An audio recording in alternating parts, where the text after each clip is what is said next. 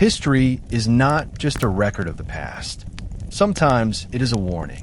In the early 20th century, humanity unlocked a secret hidden inside the smallest particles of matter, an energy powerful enough to light the world or destroy it.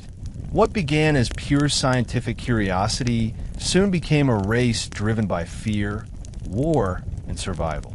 Scientists, soldiers, and politicians came together in absolute secrecy to create something the world had never seen before. This is the story of the Manhattan Project, a project that turned equations into explosions, a project that ended a world war but began the nuclear age, a project that forced humanity to ask a terrifying question. Just because we can do something, should we? From secret laboratories and brilliant minds to the destruction of Hiroshima and Nagasaki, this history is not only about bombs.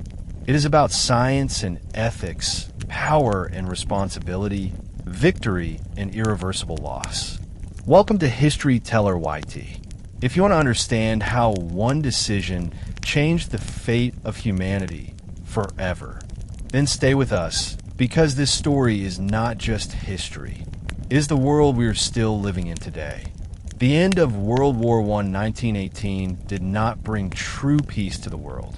Instead, it created a fragile and unstable international order filled with unresolved tensions, political resentment, and scientific curiosity turned toward military potential.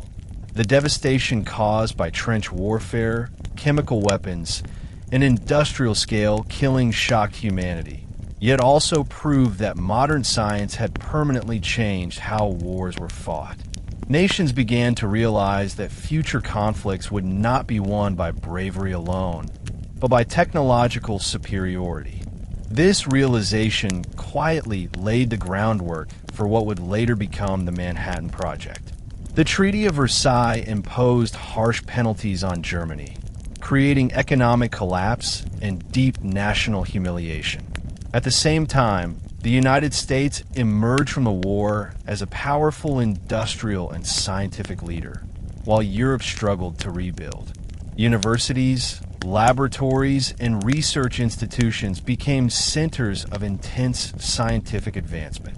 Physics, in particular, entered a revolutionary era. Scientists were no longer just studying nature for curiosity. They were uncovering forces so powerful that they challenged humanity's understanding of matter itself. During the 1920s and early 1930s, groundbreaking discoveries in atomic physics transformed theoretical science into something potentially dangerous. Experiments involving radioactivity revealed that atoms were not indivisible, as once believed, but complex structures containing enormous amounts of energy. The famous equation proposed by Albert Einstein, E equals mc squared, suggested that even a small amount of mass could be converted into a tremendous release of energy. At first, these ideas seemed abstract and distant from practical use, but the implications were profound and unsettling. As global economic depression struck in the 1930s, political extremism gained ground. Fascist regimes rose in Germany, Italy, and Japan, embracing militarism and aggressive expansion.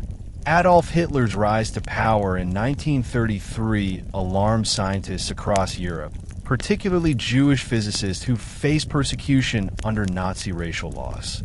Many of the world's most brilliant scientific minds fled Germany and occupied territories, seeking refuge in Britain and the United States. This migration of talent would later prove crucial to America's ability to develop atomic weapons. The world was unknowingly moving toward a conflict unlike any before. Scientific progress and political instability were becoming dangerously intertwined. What began as pure research into the nature of atoms was slowly transforming into a race for survival, one that would redefine warfare, ethics, and humanity's relationship with science forever. The early 20th century witnessed a scientific revolution that fundamentally changed how humans understood matter and energy.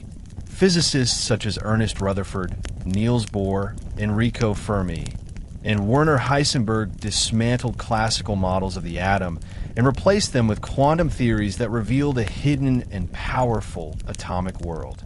These discoveries were not driven by military ambition at first. They were motivated by curiosity, competition, and the desire to understand the universe at its most basic level. One of the most important breakthroughs came in 1938, when German chemists Otto Hahn and Fritz Strassmann conducted experiments that produced unexpected results while bombarding uranium atoms with neutrons. Their former colleague, physicist Lise Meitner, who had fled Nazi Germany, correctly interpreted the findings as nuclear fission, the splitting of an atomic nucleus into smaller parts, releasing an enormous amount of energy. This was a turning point in human history. For the first time, scientists realized that atomic energy could be unleashed rapidly and violently. News of nuclear fission spread quickly through the international scientific community. Physicists immediately recognized its implications for both energy production and weaponry. A chain reaction, in which neutrons released from one fission event triggered additional fissions, could theoretically produce an explosion of unprecedented power. This idea was terrifying, especially as Europe moved closer to war. Scientists feared that Nazi Germany, with its strong tradition in physics, might be the first to develop such a weapon. In the United States, universities such as Columbia, Princeton, and the University of Chicago became centers for nuclear research. Many refugee scientists brought first-hand knowledge of European advancements and warnings about German ambitions. Although the U.S. government initially showed limited interest, the scientific community grew increasingly alarmed. The possibility that Hitler could possess a weapon capable of destroying entire cities forced scientists to reconsider their moral responsibilities. The atomic bomb was no longer science fiction. It was a looming possibility shaped by equations, experiments, and political realities. The world stood at a crossroads where scientific discovery could either advance civilization or annihilate it. The tension between knowledge and morality would become one of the defining themes of the Manhattan Project. By 1939, the international situation had reached a critical point. Germany invaded Poland, and World War II began in Europe. Amid this chaos, a small group of scientists in the United States decided that remaining silent was no longer an option. Hungarian physicist Leo Szilard, who had long feared the military use of nuclear reactions, believed that immediate action was necessary to alert the American government. Szilard approached Albert Einstein, the most famous scientist in the world, whose name carried enormous influence. Although Einstein himself was a pacifist and deeply uncomfortable with military involvement, he understood the danger posed by Nazi Germany. Together, they drafted a letter addressed to President Franklin D. Roosevelt. The letter warned that recent discoveries in nuclear physics made it possible to construct extremely powerful bombs, and that Germany might already be working on such weapons. In August 1939, the Einstein-Szilard letter reached Roosevelt. While the president did not immediately grasp the full implications, he recognized the potential threat. He authorized the formation of an advisory committee on uranium research, marking the first official step toward what would later become the Manhattan Project.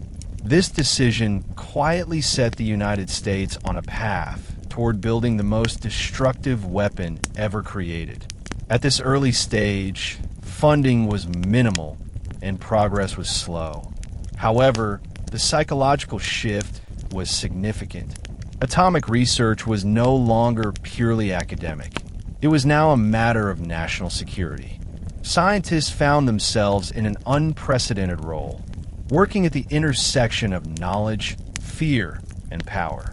Many struggled with the ethical consequences of their work, but believed that failing to act could result in even greater catastrophe if the bomb were developed by Nazi Germany first. Thus, before the Manhattan Project officially existed, its foundations were already laid, in fear, urgency, and the belief that creating the bomb might prevent a worse outcome. The United States had entered the atomic age, though few yet understood what that truly meant. When the United States first began investigating the military potential of atomic energy, progress was cautious, fragmented, and plagued by uncertainty. Although the Einstein-Szilard letter had warned President Roosevelt of the danger posed by Nazi Germany, the American government in 1939 and 1940 was still reluctant to commit major resources to a project that seemed speculative and scientifically unproven. The memory of World War I lingered, and many officials were hesitant to invest heavily in a weapon that might never work. Initial uranium research was conducted under small advisory committees, including the Advisory Committee on Uranium and later the National Defense Research Committee. These groups provided limited funding to university laboratories, allowing physicists to conduct basic experiments on uranium enrichment and neutron behavior. However, the pace was slow and coordination between scientists was weak. Research remained divided across institutions, with no central authority to unify efforts or set clear objectives. Meanwhile, events in Europe intensified the urgency of atomic research. Germany's rapid conquest of much of Europe demonstrated the effectiveness of modern, technologically driven warfare.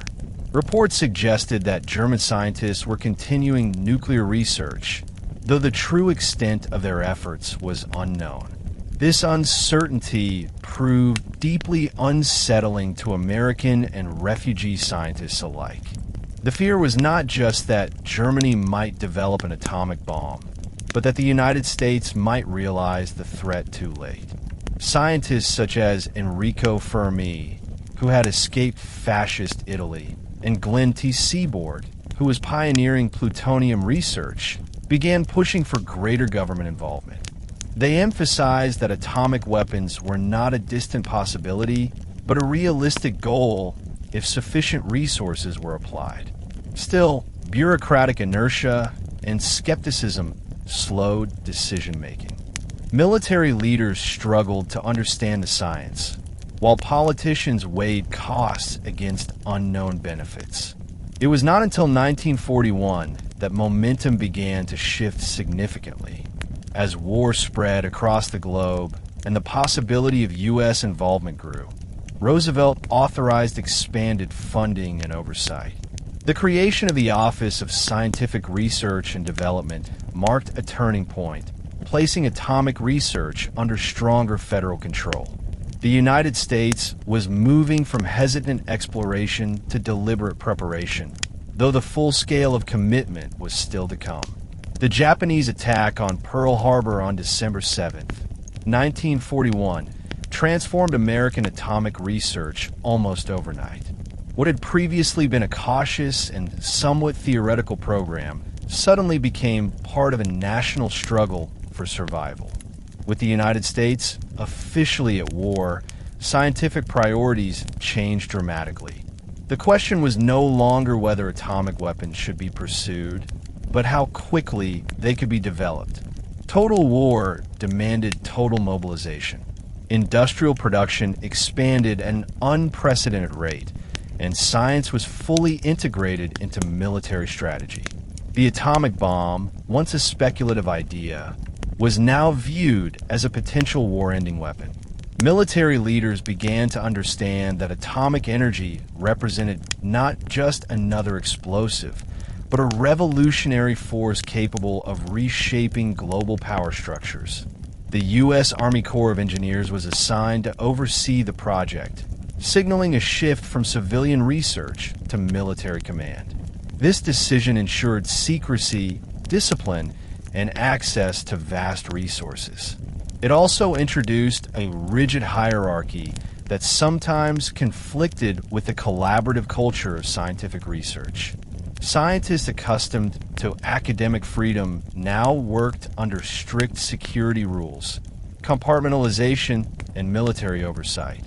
Pearl Harbor also intensified fears regarding enemy progress. Japan's technological capabilities were underestimated in some areas, but Germany remained the primary concern. Intelligence reports were often vague or contradictory, fueling anxiety rather than providing clarity. This uncertainty paradoxically strengthened the case for rapid development. If the enemy might be building an atomic bomb, then the United States could not afford delay. Publicly, nothing was said. The American people remained unaware that a project of unprecedented scale and secrecy was underway. Privately, the nation had committed itself to a scientific gamble of enormous consequence. The atomic bomb was no longer just a defensive measure.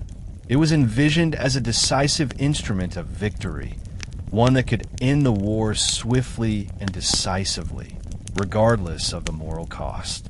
In 1942, the Manhattan Project truly began to take shape with the appointment of General Leslie R. Groves as its director. Groves was a tough, pragmatic military engineer known for his ability to manage large, complex projects under extreme pressure. He brought with him a sense of urgency, authority, and organizational discipline that would define the project's character. Groves immediately recognized that building an atomic bomb would require unprecedented coordination between science, industry, and the military. He moved swiftly to secure funding, facilities, and personnel, often bypassing traditional bureaucratic channels. His aggressive leadership style alienated some scientists, but proved effective in driving progress at remarkable speed. One of Groves' first major decisions was the selection of multiple secret sites across the United States. Oak Ridge, Tennessee, was chosen for uranium enrichment, Hanford, Washington, for plutonium production, and Los Alamos, New Mexico, for weapon design and assembly. Each site operated in near-total secrecy, with workers often unaware of the larger purpose of their labor. Entire towns were built almost overnight, hidden behind fences, guards, and classified designations. Groves also played a crucial role in recruiting scientific leadership, most notably physicist J. Robert Oppenheimer. Although Oppenheimer lacked administrative experience and had controversial political associations, Groves recognized his intellectual brilliance and ability to unite diverse scientific minds. This partnership, uneasy yet effective, became the driving force behind the Manhattan Project's success. By the end of 1942, the Manhattan Project had evolved into a vast, secret empire involving tens of thousands of people and consuming enormous resources. It represented a fusion of science and state power unlike anything the world had seen before. The United States was now fully committed to unlocking the destructive potential of the atom, setting the stage for discoveries and decisions that would forever alter human history. One of the greatest scientific and engineering challenges facing the Manhattan Project was the problem of uranium enrichment.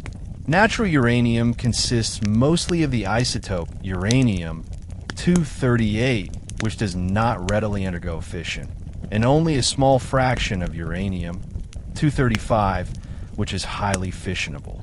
Separating these two isotopes was extraordinarily difficult because they are chemically identical and differ only slightly in mass. Yet without sufficient quantities of uranium-235, an atomic bomb would be impossible. To solve this problem, the Manhattan Project constructed an enormous and highly secret facility at Oak Ridge, Tennessee. This location was chosen for its isolation, access to electricity, and proximity to transportation routes. What emerged there was not just a laboratory, but an industrial complex unlike anything the world had ever seen. Entire towns were built to house workers and their families, many of whom had no idea what they were producing or why it mattered. Multiple enrichment methods were pursued simultaneously because no one knew which would succeed. The electromagnetic separation process, developed by Ernest Lawrence, required massive machines called calatrons that used magnetic fields to separate isotopes. This method was inefficient and energy-intensive, but workable. Gaseous diffusion, another approach, relied on forcing uranium hexafluoride gas through porous barriers thousands of times to gradually increase the concentration of uranium-235. A third method, thermal diffusion, was also tested, though it played a smaller role. The scale of Oak Ridge was staggering. Vast amounts of electricity were consumed, rivaling that of major American cities. Engineers and scientists worked under intense pressure to refine processes that had never been attempted at such scale. Equipment failures were frequent, materials were scarce, and timelines were unforgiving. Yet progress continued, driven by urgency and fear of enemy success. Oak Ridge demonstrated how the Manhattan Project transformed science into industrial warfare. Knowledge alone was not enough. Victory depended on factories, logistics, and human endurance. Uranium enrichment became a symbol of the project's ambition and its willingness to attempt the seemingly impossible in pursuit of ultimate power. While uranium enrichment progressed at Oak Ridge, another equally critical effort was underway in the remote deserts of Washington State. At Hanford, the Manhattan Project embarked on the unprecedented task of producing plutonium, a man-made element that did not exist in nature in usable quantities. Plutonium offered an alternative path to the atomic bomb, potentially faster and more efficient than uranium-235. Plutonium production required nuclear reactors, then called piles, to bombard uranium with neutrons, transforming it into plutonium through radioactive decay. This process introduced dangers and uncertainties that scientists had never encountered before. Reactor stability, radiation exposure, and cooling systems pose constant threats. A single miscalculation could result in catastrophic failure. Hanford's reactors were massive structures of graphite, uranium fuel, and cooling water drawn for the Columbia River. Yet Hanford succeeded, delivering the world's first significant quantities of plutonium. The success of plutonium production reshaped the Manhattan Project strategy. It enabled the development of a second bomb design and increased confidence that at least one atomic weapon would be ready before the war ended. Hanford became a cornerstone of the atomic age, proving that humanity could manufacture elements and energies once confined to stars. At the heart of the Manhattan Project lay Los Alamos, New Mexico, a remote mesa chosen to house the project's most sensitive work, the actual design and assembly of atomic bombs. Under the scientific leadership of J. Robert Oppenheimer, Los Alamos brought together some of the greatest scientific minds of the 20th century, including Richard Feynman, Niels Bohr, Hans Bethe, and Edward Teller. Los Alamos was both a laboratory and a closed community. Scientists lived with their families under strict security, cut off from the outside world. Mail was censored, travel was restricted, and even personal conversations were monitored. Despite these constraints, an extraordinary culture of collaboration emerged. The urgency of the mission dissolved traditional academic rivalries and fostered intense intellectual exchange. The scientific challenges were immense. 2 bomb designs were pursued: a gun-type weapon using uranium-235 and an implosion-type weapon using plutonium. The implosion design, in particular, required precise timing and symmetrical compression using high explosives, a concept never before attempted. Failure would mean wasted material and lost time the project could not afford. Ethical questions haunted Los Alamos. Many scientists understood that they were creating a weapon capable of unprecedented destruction. Some justified their work as a necessary evil to defeat fascism. Others focused narrowly on technical problems, avoiding moral reflection. Oppenheimer himself struggled deeply, later describing a sense of inevitability mixed with dread. Los Alamos represented the fusion of intellect and fear, brilliance and secrecy. It was here that abstract physics became a tangible weapon, and where humanity crossed a threshold from which there would be no return. As the Manhattan Project progressed, scientists at Los Alamos initially believed that the uranium-based atomic bomb will be the simplest and most reliable weapon design. This design, later known as the gun-type bomb, relied on a relatively straightforward principle. Two subcritical masses of uranium, 235, would be rapidly brought together to form a supercritical mass, triggering a nuclear chain reaction and a massive explosion. Compared to other concepts under consideration, this approach appeared almost reassuringly simple. The gun-type design required firing one piece of uranium into another using conventional explosives, much like a bullet being fired down a barrel. Because uranium-235 has a relatively low rate of spontaneous neutron emission, scientists were confident that the reaction would not begin prematurely. This meant that, unlike more complex designs, the uranium bomb was expected to work without full-scale testing, a significant advantage given the limited availability of enriched uranium. However, the apparent simplicity of the gun-type bomb masked enormous technical and logistical challenges. Producing enough uranium-235 required the massive enrichment efforts at Oak Ridge, which consumed extraordinary amounts of time, energy, and resources. Every gram of enriched uranium was precious, and delays in production created constant anxiety among planners. The bomb's design also demanded extreme precision in timing and assembly, as even minor deviations could result in failure. Despite these difficulties, confidence in the uranium bomb remained high. Many scientists viewed it as the project's insurance policy, a weapon almost guaranteed to function if enough material could be obtained. This confidence influenced strategic planning and shaped expectations for how the atomic bomb would ultimately be used. Yet this focus on reliability also reflected a broader psychological need. In a project filled with uncertainty, the gun-type bomb represented a rare sense of control. At the same time, the ethical implications were becoming harder to ignore. Scientists knew that a successful uranium bomb would release energy equivalent to thousands of tons of TNT, capable of destroying an entire city. Still, the pressure of war and the fear of enemy success kept moral doubts largely suppressed. The uranium gun-type bomb moved steadily from concept to reality, symbolizing humanity's first deliberate step toward nuclear warfare. While work on the uranium bomb continued, a serious and unexpected problem emerged with plutonium.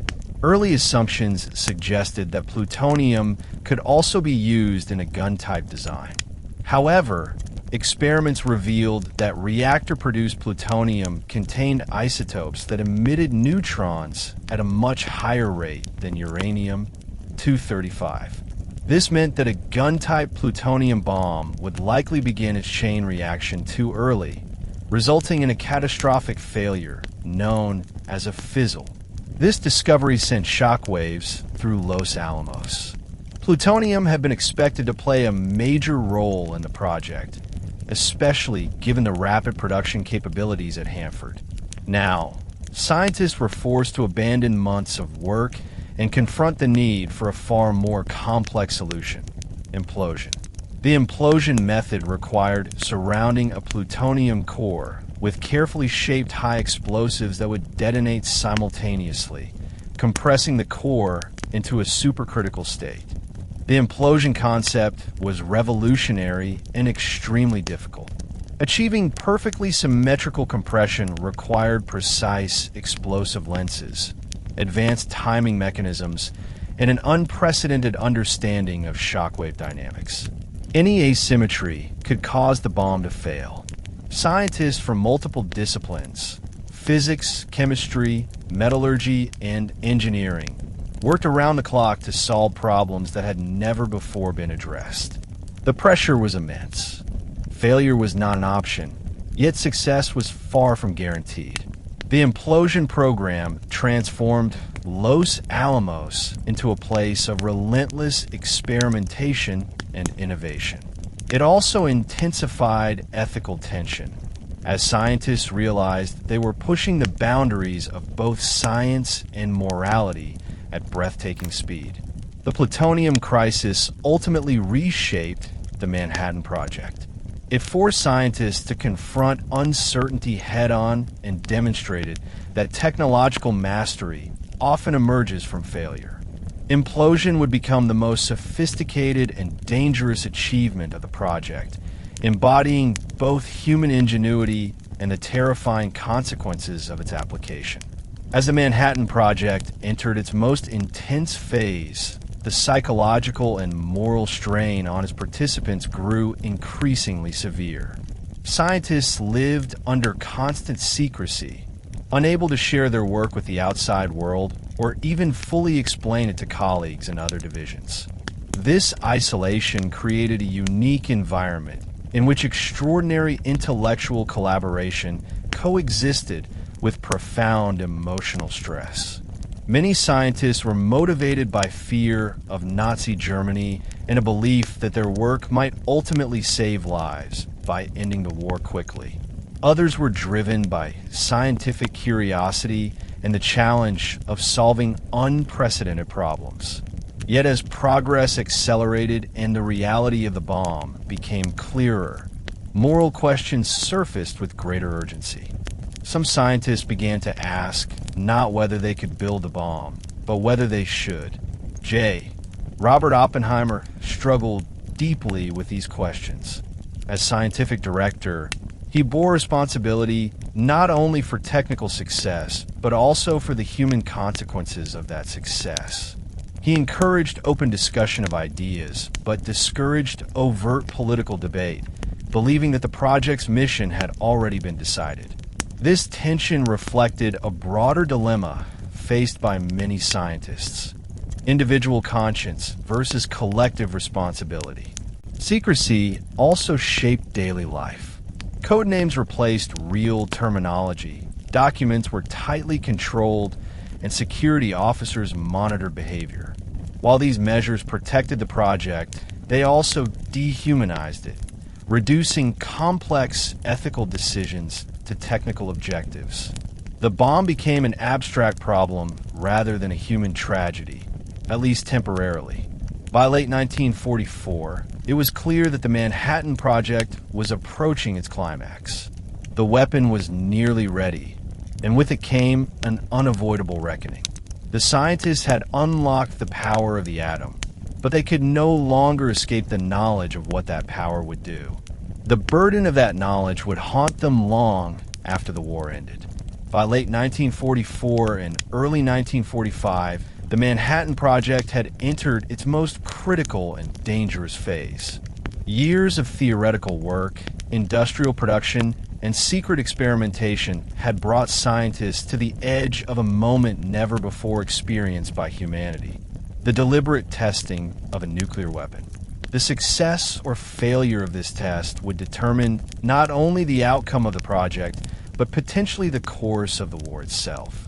The uranium gun-type bomb was considered reliable enough to be used without testing, but the plutonium implosion device remained deeply uncertain. The complexity of implosion meant that no calculation or small-scale experiment could fully guarantee success. Many scientists feared that the bomb might fail entirely, or worse, behave in an unpredictable way that could devastate the surrounding area.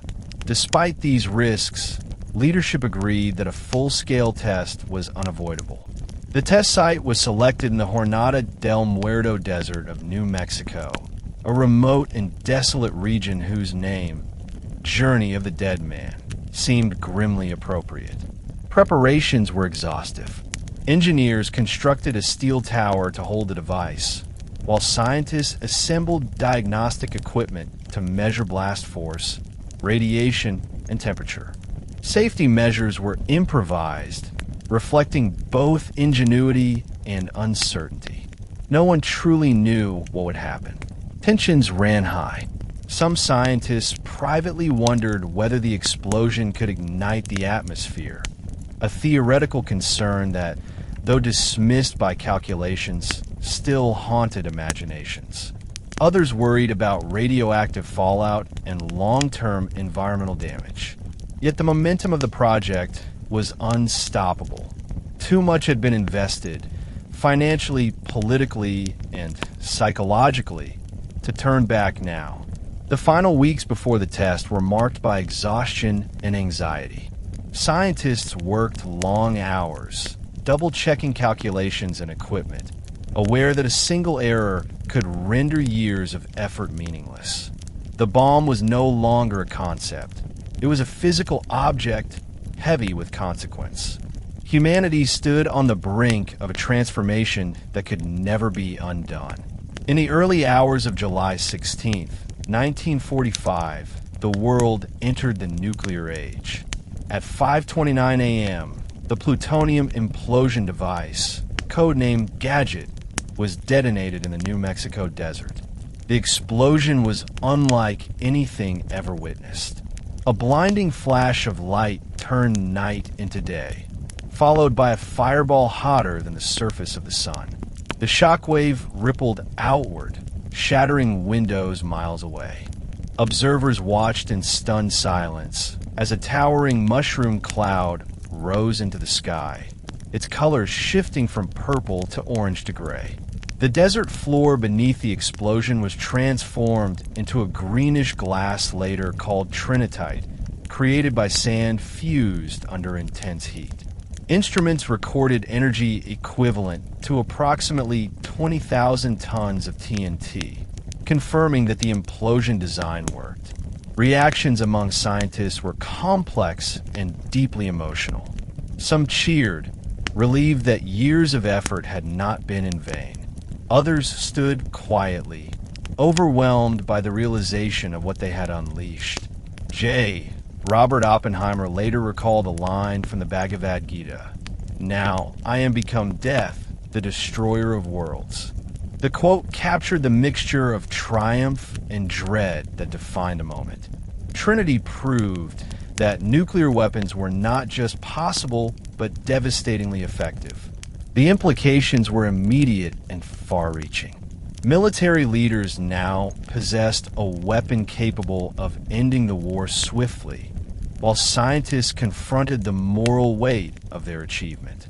The test marked a point of no return. The atomic bomb could no longer be theoretical or hypothetical. It was a demonstrated reality. The success of Trinity also accelerated political decision-making. With Germany already defeated, attention turned to Japan. The bomb was now seen as a tool to force surrender and avoid a costly invasion. Yet beneath this strategic reasoning lay an unspoken truth. The world had crossed into a new era, one defined by the constant presence of nuclear annihilation. In the days following the Trinity test, a profound ethical reckoning began to take shape among the project scientists. While the immediate reaction included relief and pride, it quickly gave way to deeper reflection. Many realized that they had created a weapon whose destructive power transcended traditional concepts of warfare. The bomb was not merely another military tool. It was an existential threat. Some scientists attempted to voice concerns. discussions emerged about whether the bomb should be demonstrated rather than used on a city, or whether Japan should be given a warning.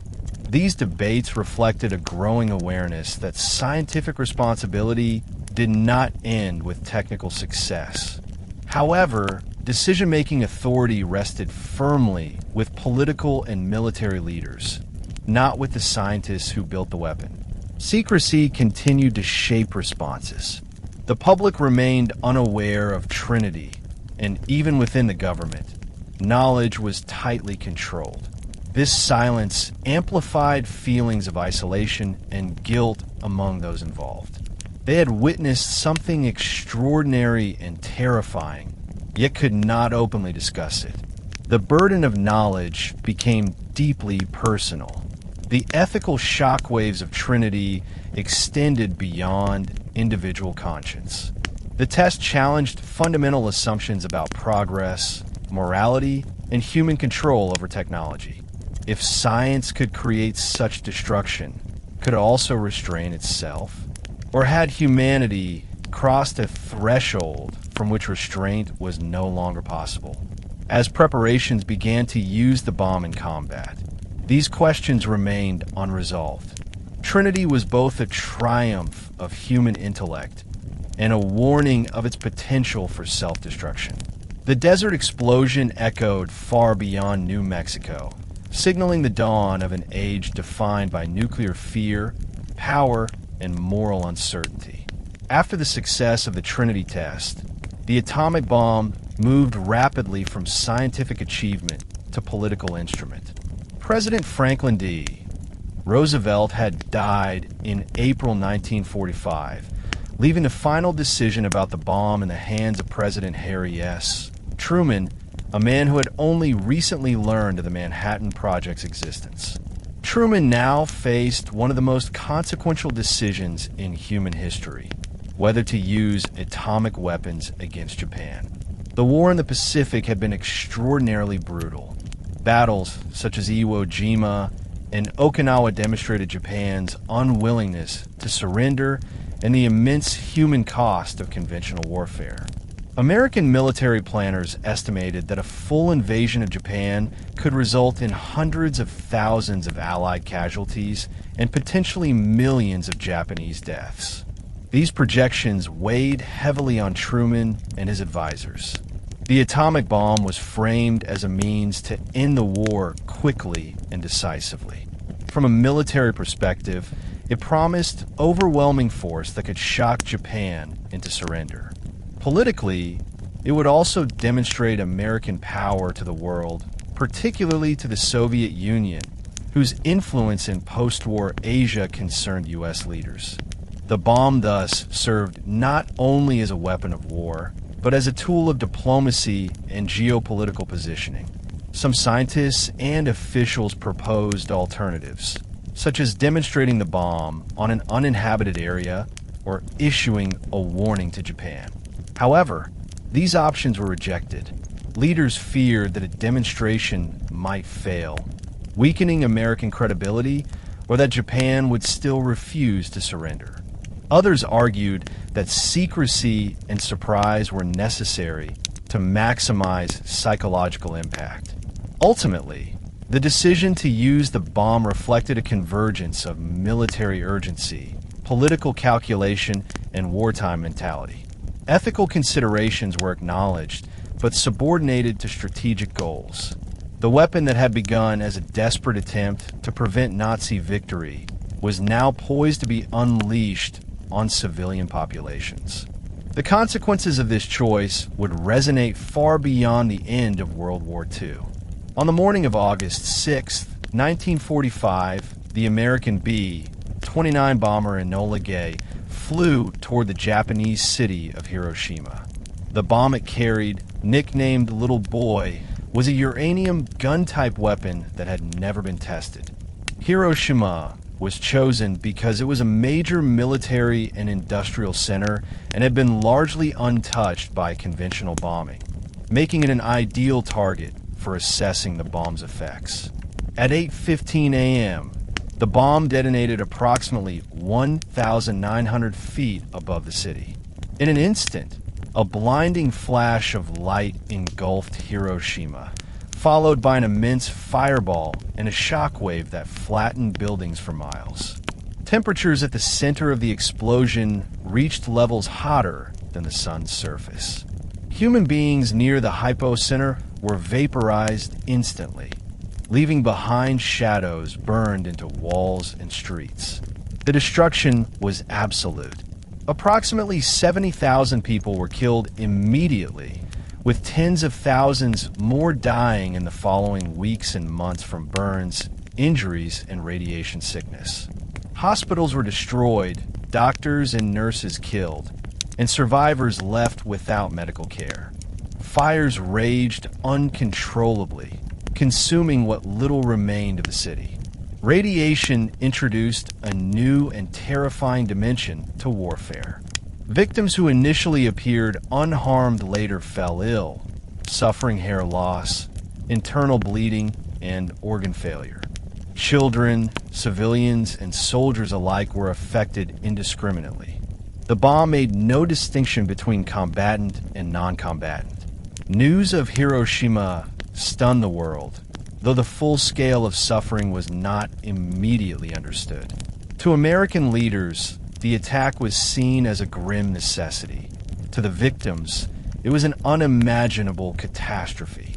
Hiroshima became the first human city destroyed by nuclear weapons, a symbol of both technological power and moral tragedy. Despite the devastation of Hiroshima, Japan did not immediately surrender. Confusion, communication delays, and internal divisions within the Japanese government prevented swift action. As a result, a second atomic bomb mission proceeded. On August 9, 1945, the plutonium implosion bomb, Fat Man, was dropped on the city of Nagasaki. Nagasaki's geography reduced some of the bomb's impact, as surrounding hills contained part of the blast. Nevertheless, destruction was severe. Approximately 40,000 people were killed instantly, with many more dying later from injuries and radiation. Industrial facilities were destroyed, neighborhoods erased, and families annihilated in seconds. The second bombing intensified debate within Japan's leadership.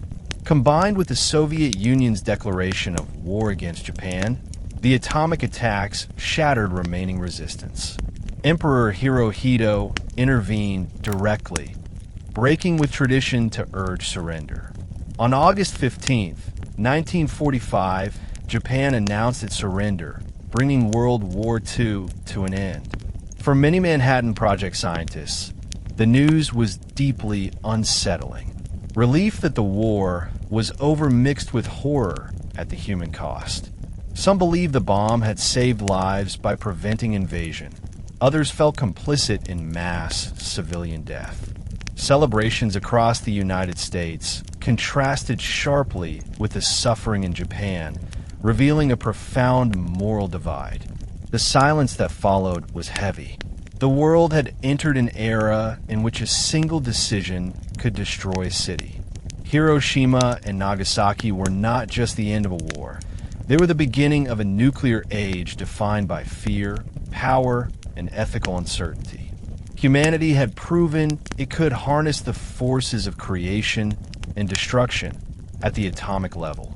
When the atomic bombs fell on Hiroshima and Nagasaki, destruction did not end with the explosion. For survivors, known in Japan as hibakusha, the true suffering unfolded over months and years. Burns, injuries, and radiation sickness devastated bodies already weakened by war. Many who survived the initial blast later died from infections, organ failure, or cancers caused by radiation exposure that doctors barely understood at the time. Hospitals in both cities were overwhelmed or destroyed. Medical staff were killed or injured, and supplies were non-existent. Survivors wandered through ruins searching for family members, often finding only ashes or unrecognizable remains. Children were orphaned, families erased, and entire neighborhoods vanished. The psychological trauma, was as severe as the physical damage. Witnesses described scenes that defied language. Bodies burned black, skin hanging from arms, and silence broken only by moans of pain. Radiation introduced a new category of suffering. Victims experienced hair loss, nausea, bleeding gums, and sudden death weeks after exposure. Pregnant women gave birth to children with severe deformities or developmental problems. Long-term cancer rates increased dramatically. Because radiation was invisible and poorly understood, many survivors were stigmatized, feared as contagious, or rejected in marriage and employment.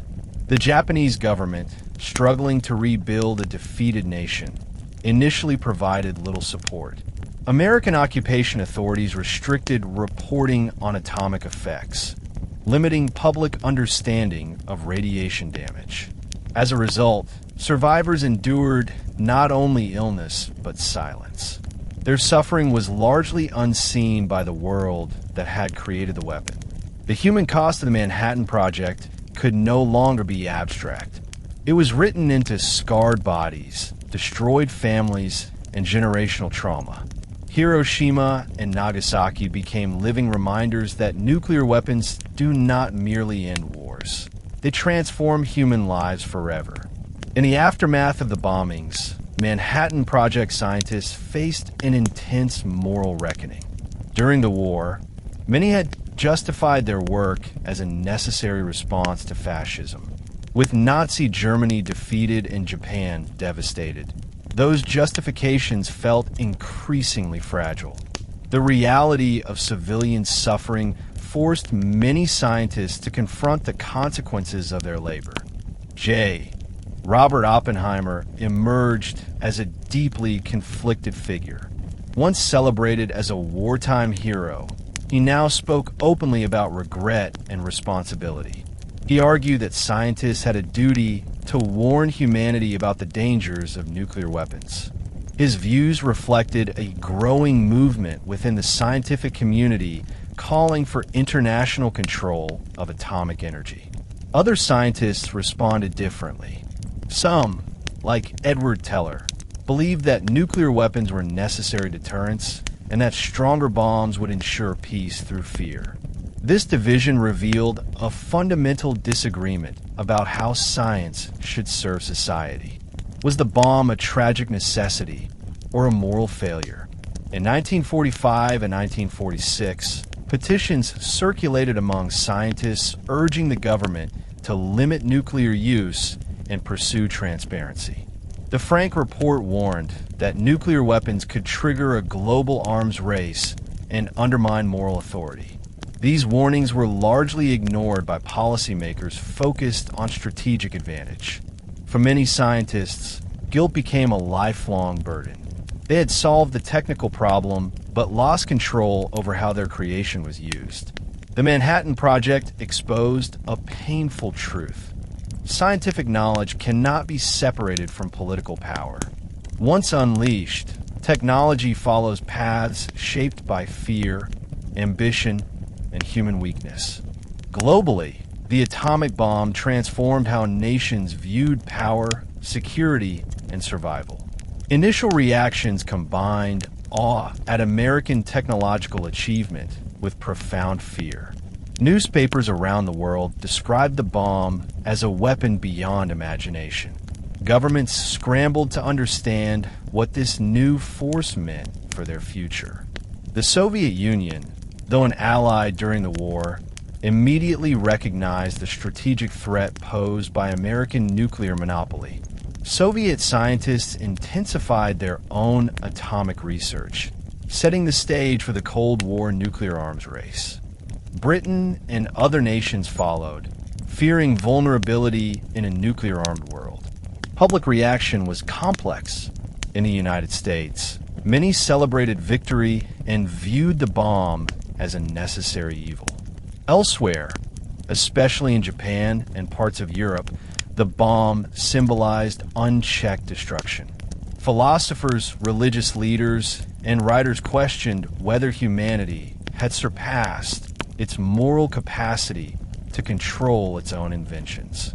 The atomic bomb also reshaped global politics. Power was no longer measured solely by armies and territory, but by scientific capability.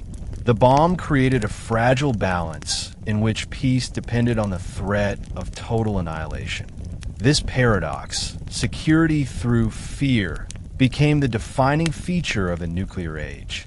By 1946, it was clear that the Manhattan Project had not simply ended a war. It had altered the trajectory of human civilization. The world now lived under the shadow of the atom, haunted by the knowledge that what was created once could be created again and used again. In the immediate aftermath of World War II, the atomic bomb fundamentally altered how power was understood in international relations. For centuries, military strength had been measured in armies, navies, territory, and industrial output. Now, power could be concentrated into a single weapon capable of destroying an entire city within seconds. The United States emerged from the war not only as an economic and military superpower, but as the sole nuclear power in the world, possessing a monopoly unlike anything previously known. This monopoly created a profound sense of confidence and anxiety within American leadership. On one hand, the bomb appeared to guarantee national security. No nation could challenge the United States without risking catastrophic retaliation. On the other hand, leaders recognized that this advantage was temporary. Scientific knowledge could not be contained forever, and other nations would eventually develop their own nuclear weapons. The atomic bomb also reshaped diplomacy. Foreign policy discussions increasingly revolved around nuclear capability, even when the weapon itself was not explicitly mentioned. The mere existence of the bomb influenced negotiations, alliances, and strategic planning. Countries that lacked nuclear weapons felt vulnerable, while those aspiring to global influence saw a nuclear development as essential to sovereignty and survival. For smaller nations, the bomb introduced a new form of dependence. Security became tied to alliances with nuclear powers, particularly the United States.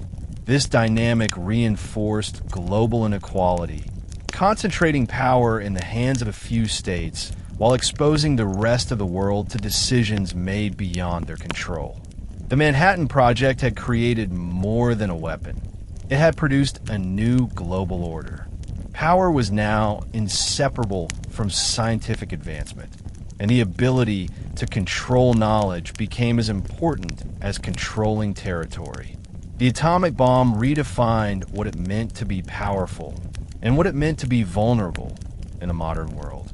One of the most urgent questions facing the United States after the war was how atomic energy should be governed.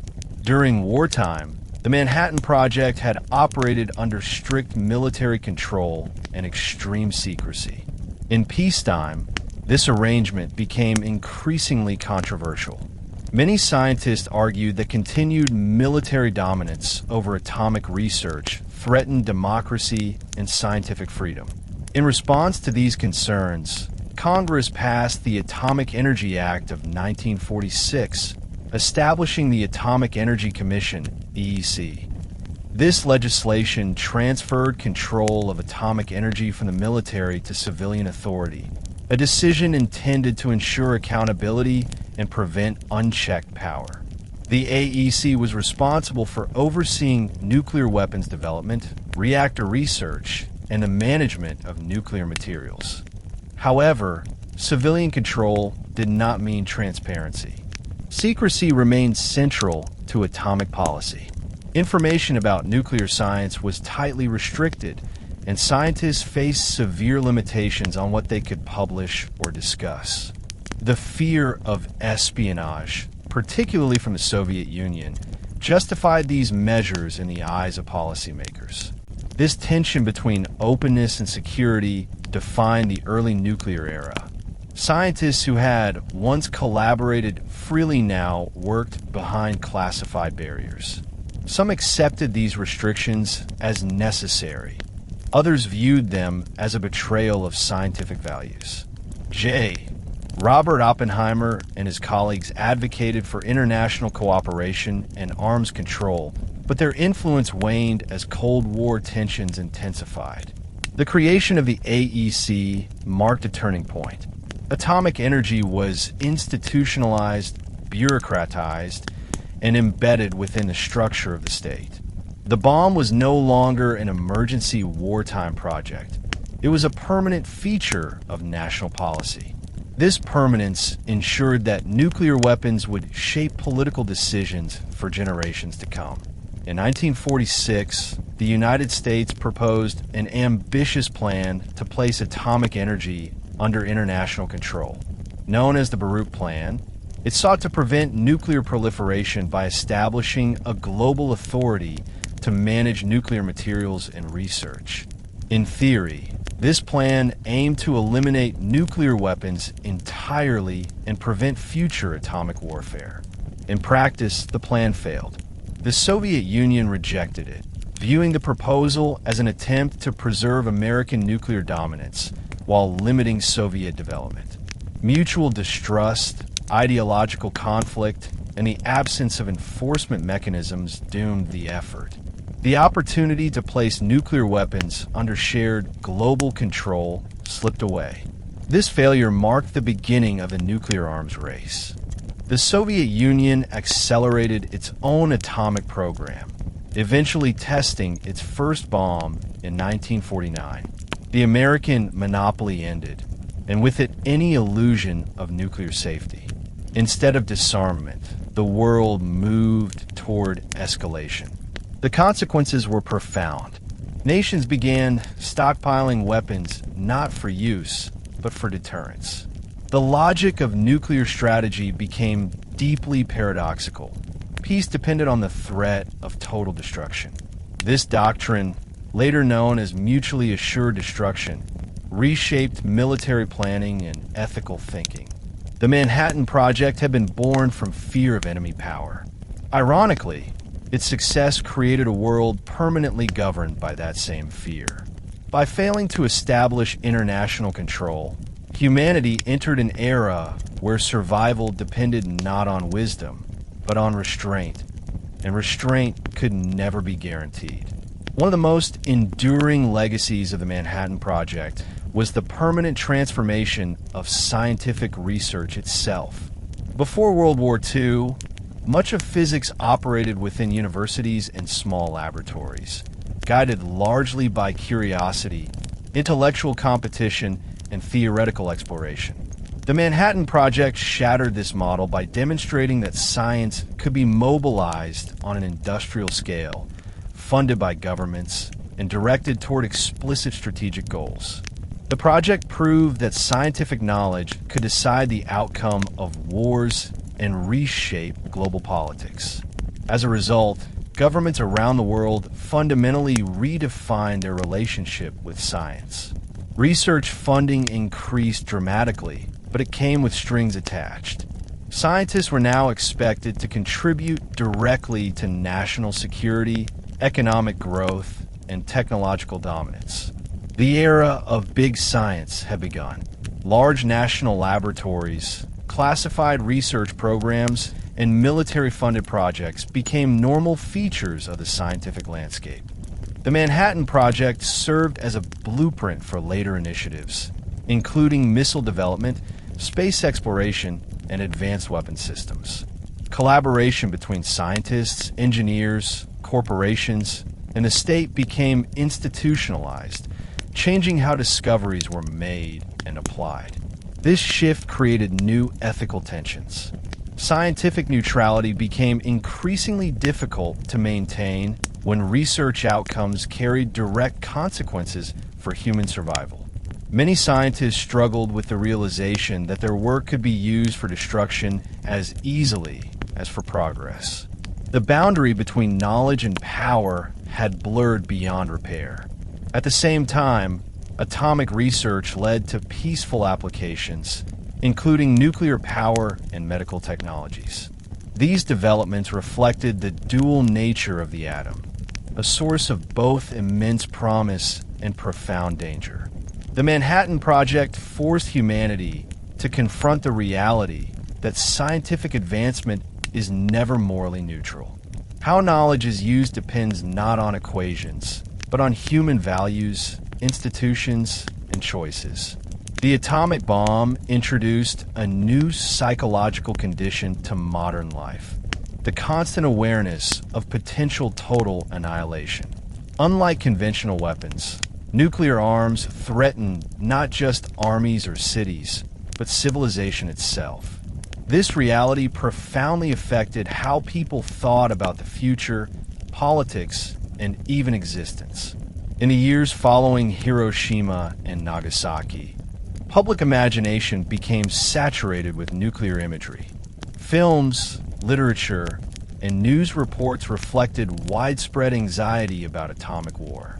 Civil defense drills, fallout shelters, and emergency broadcasts became part of everyday life, especially in nuclear-armed nations.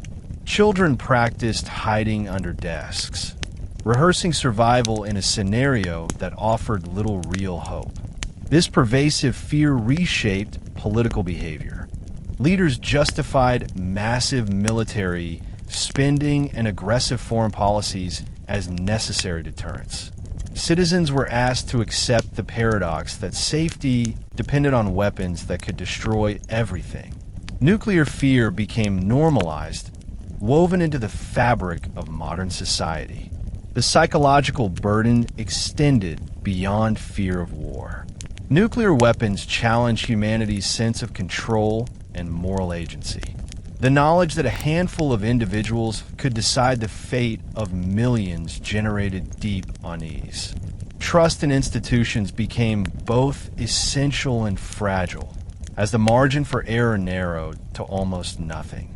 The Manhattan Project thus created not only a physical weapon, but a permanent state of mental tension. Humanity learned to live under a shadow it could neither escape nor fully confront. The atomic age forced people to reconcile daily life with the possibility of sudden, irreversible catastrophe, a challenge no previous generation had faced. Perhaps the most complex legacy of the Manhattan Project lies in the moral questions it left unresolved. Was the creation of the atomic bomb justified by the context of total war? Did it save lives by ending the conflict quickly? Or did it establish a precedent for mass civilian destruction? These questions continue to divide historians, ethicists, and policymakers. The scientists who built the bomb were not villains or heroes in a simple sense.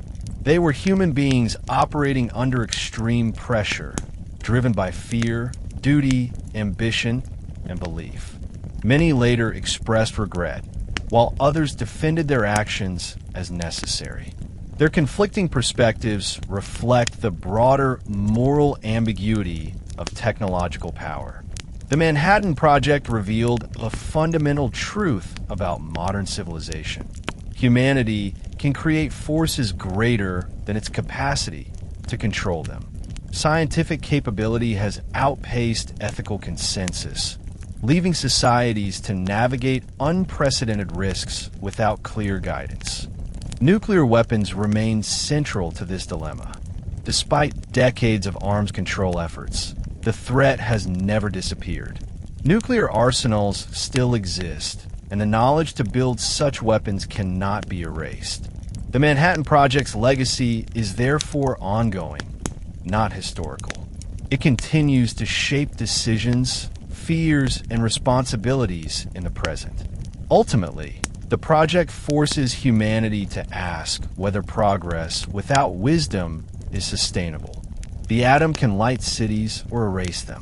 The choice between these paths is not determined by science alone, but by collective moral will, a challenge that remains as urgent today as it was in 1945. As time passed after World War II, the Manhattan Project gradually shifted from a classified military endeavor into a subject of public history, debate, and cultural memory. How societies remember the project has been shaped not only by historical facts, but also by national identity, political interests, and moral interpretation.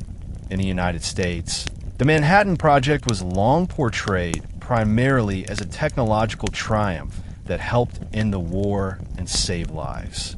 This narrative emphasized innovation, scientific genius, and decisive leadership, often minimizing the human suffering caused by the bomb. Museums, textbooks, and official commemorations tended to focus on laboratories, scientists, and engineering achievements.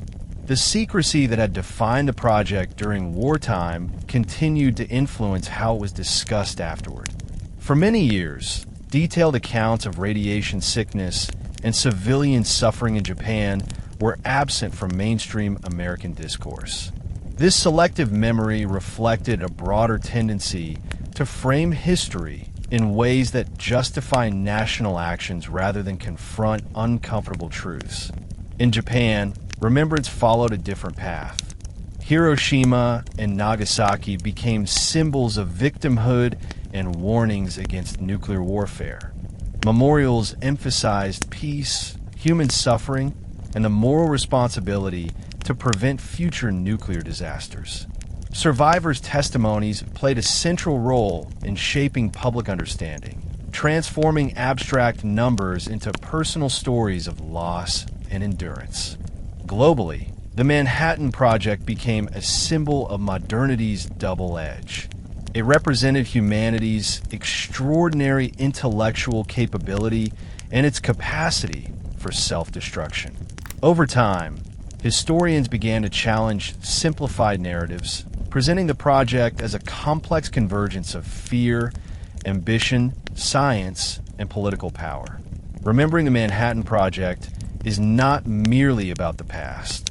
It is about how societies choose to interpret power, responsibility, and technological progress. Memory shapes policy, ethics, and future decisions. Whether the project is remembered as a necessary act or a moral warning influences how humanity approaches nuclear weapons today. The Manhattan Project may have formally ended in 1946, but its consequences remain active and unresolved. Nuclear weapons still exist, maintained by doctrines of deterrence that trace their logic directly back to Hiroshima and Nagasaki. The idea that peace can be preserved through the threat of overwhelming destruction remains central to global security policy, despite its inherent moral and practical risks. Modern nuclear arsenals are far more powerful than the bombs dropped in 1945. Advances in missile technology, targeting systems, and weapon design have multiplied destructive potential many times over. At the same time, political instability, technological accidents, and human error continue to pose serious dangers. The margin for mistake in a nuclear world is terrifyingly small. Responsibility in this context is diffuse and difficult to assign. Political leaders control arsenals, scientists maintain systems, and citizens live with the consequences. Unlike conventional weapons, nuclear arms implicate entire societies in their existence. The Manhattan Project demonstrated that once knowledge exists, it cannot be undone. Responsibility, therefore, is not a one-time choice, but an ongoing obligation. International treaties and arms control efforts represent attempts to manage this burden. Agreements to limit testing, reduce stockpiles, and prevent proliferation reflect an awareness of nuclear danger. Yet these measures remain fragile, dependent on trust between nations that often view each other with suspicion. The Manhattan Project forces the modern world to confront an uncomfortable reality. Humanity has created tools that demand permanent vigilance and moral restraint. Responsibility does not end with invention. It continues across generations, requiring humility, dialogue, and the recognition that survival depends not on power, but on restraint. The deepest lesson of the Manhattan Project lies not in physics or military strategy, but in the relationship between knowledge and ethics. The project proved that human intelligence can unlock forces of unimaginable scale. It also proved that intelligence alone is insufficient to guide their use. Without ethical reflection, scientific achievement can outpace moral understanding, leaving humanity vulnerable to its own creations. The scientists of the Manhattan Project did not set out to destroy cities. They were responding to fear, urgency, and the belief that failure might lead to greater catastrophe. Yet intention does not erase consequence. The atomic bomb revealed that moral responsibility cannot be separated from technical success. To know how to do something is not the same as knowing whether it should be done. This lesson extends far beyond nuclear weapons. In an age of rapid technological change, artificial intelligence, biotechnology, and advanced surveillance, the same questions arise again and again. Who controls knowledge? Who decides how it is used? And how can humanity ensure that power serves life rather than threatens it? The Manhattan Project stands as both a warning and a challenge. It warns that progress without wisdom can lead to irreversible harm. It challenges future generations to build systems of governance, ethics, and cooperation capable of matching humanity's scientific capabilities. The atomic age is unfinished. Its story continues in every debate about security, technology, and survival. The ultimate legacy of the Manhattan Project will not be determined by history books alone, but by whether humanity learns to wield knowledge with responsibility, restraint, and compassion. After World War II, Robert Oppenheimer became the most visible symbol of the Manhattan Project's human dimension. During the war, he had been celebrated as a brilliant scientific leader who successfully unified thousands of minds under immense pressure. In the post-war years, however, his public role shifted dramatically, reflecting the uneasy relationship between science, politics, and power in the nuclear age. Oppenheimer emerged as a vocal advocate for international control of nuclear weapons. He believed that atomic energy posed a threat so great that no single nation should possess unchecked authority over it. His experience at Los Alamos had convinced him that scientists could not remain morally neutral once their work affected the survival of humanity. This position placed him at odds with those who favored nuclear expansion and escalation. As Cold War tensions intensified, Oppenheimer's earlier political associations became liabilities. His past connections with left-wing organizations and individuals attracted suspicion during an era defined by fear of communism. In 1954, the U.S. government revoked his security clearance, effectively ending his influence on national nuclear policy. The hearing was widely viewed as punitive and symbolic, a warning to scientists who challenged official doctrine. Oppenheimer's fall from power revealed the fragile position of intellectual dissent in a security-driven state. He had helped create the most powerful weapon in history, yet was marginalized for questioning how that weapon should be used. His story illustrates the tragic paradox of the Manhattan Project. The mind that enabled unprecedented power was later excluded from deciding its future. The scientists of the Manhattan Project followed remarkably different paths after the war, shaped by their individual beliefs, ambitions, and interpretations of responsibility. Some, like Hans Bethe, became advocates for arms control and scientific diplomacy, working tirelessly to reduce nuclear danger while continuing to contribute to physics. Bethe believed deeply that scientists had an obligation to mitigate the risks created by their discoveries. Others took a contrasting view. Edward Teller, often called the father of the hydrogen bomb, argued that stronger weapons were necessary to maintain peace. He supported the development of thermonuclear weapons and closer collaboration between science and the military. Teller saw deterrence as a moral necessity, believing that overwhelming strength could prevent war rather than cause it. Richard Feynman, known for his brilliance and unconventional personality, responded differently.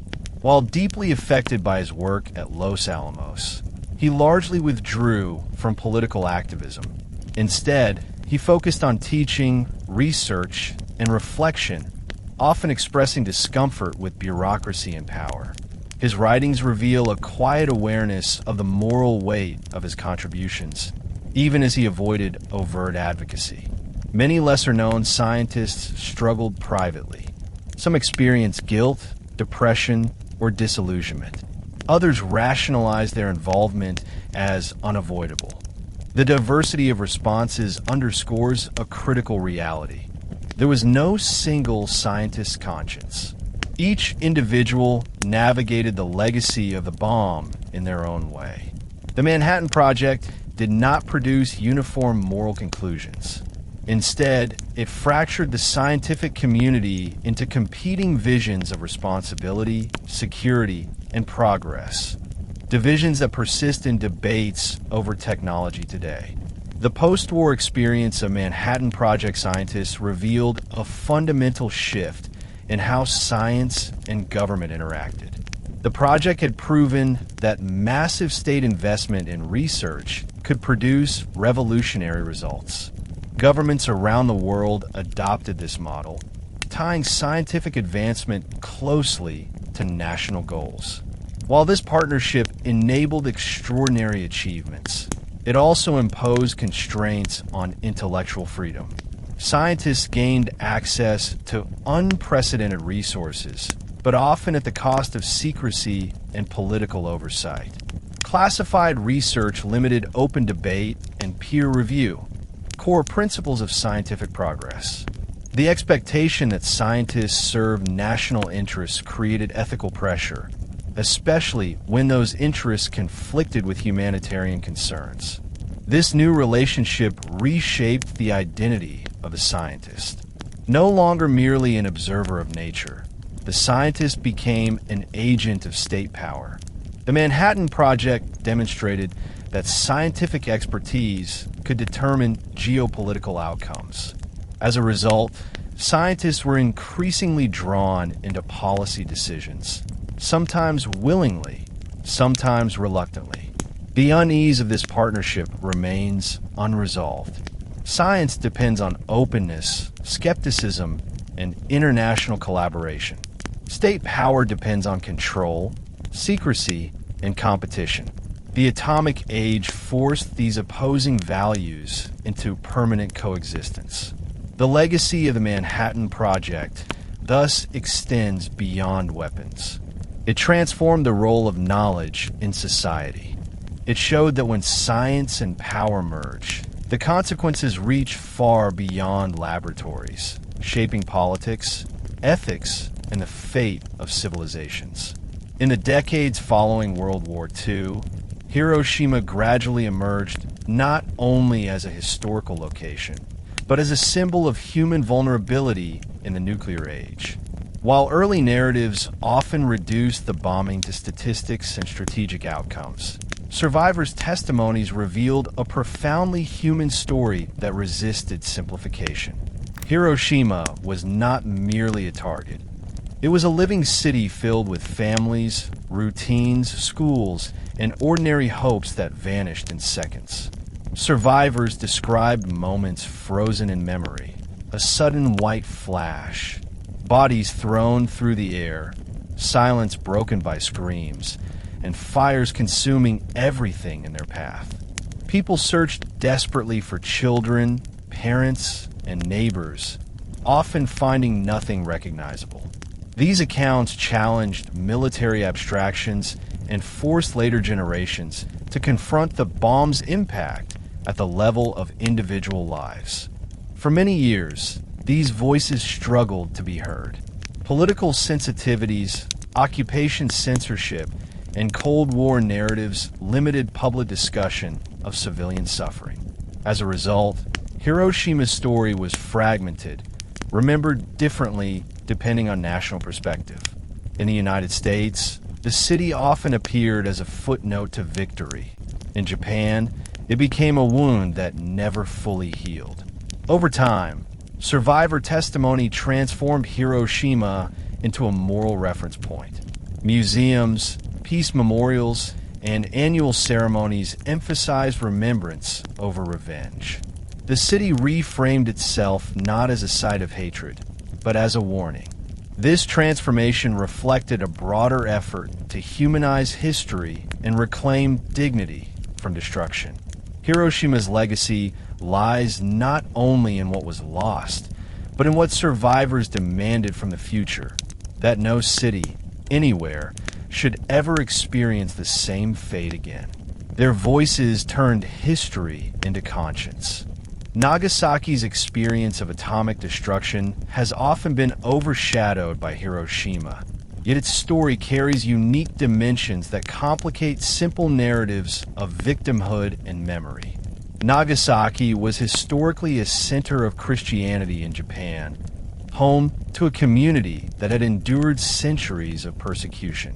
When the atomic bomb fell on August 9th, 1945, it destroyed churches, neighborhoods, and a population already shaped by resilience and faith. The geography of Nagasaki altered the bomb's immediate effects, but not its human cost. Survivors described scenes of devastation similar to Hiroshima: burned bodies, collapsed buildings, and overwhelming despair. Yet Nagasaki's religious heritage influenced how many residents interpreted their suffering. Some saw it as a test of faith.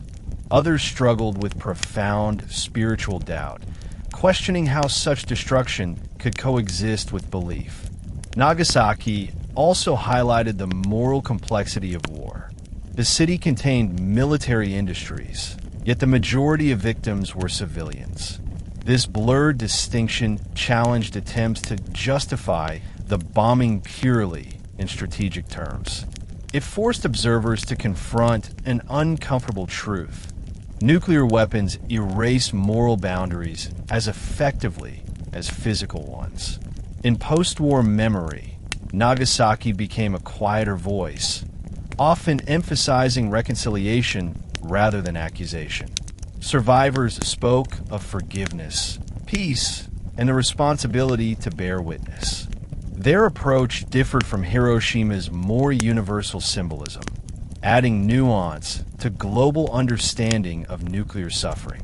Together, Hiroshima and Nagasaki remind the world that there is no single way to remember catastrophe. Memory is shaped by culture, belief, and experience. Nagasaki's story deepens the ethical landscape of the atomic age, reminding humanity that suffering cannot be reduced to strategy or numbers. As the atomic bombings receded into history, the greatest danger became not repetition, but forgetting. Memory fades, generations change, and technological terror risks becoming normalized. The legacy of Hiroshima and Nagasaki depends not only on historians, but on educators, activists, and citizens committed to preserving moral awareness in a nuclear world. Around the globe, the bombings inspired movements for peace and disarmament.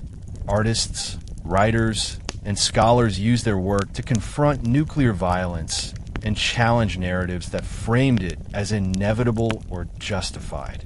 These efforts sought to transform memory into responsibility, insisting that knowledge of past destruction must inform future choices. Yet resistance persisted. Political interests often downplayed humanitarian consequences in favor of strategic narratives. Nuclear weapons were presented as stabilizing forces rather than existential threats. This tension between remembrance and denial remains central to nuclear politics today. The struggle against forgetting is not passive. It requires continuous effort to rehumanize history and resist abstraction. Hiroshima and Nagasaki demand more than commemoration. They demand ethical engagement. They force the world to ask whether technological progress can coexist with moral restraint. The Manhattan Project gave humanity unprecedented power. Hiroshima and Nagasaki revealed its cost.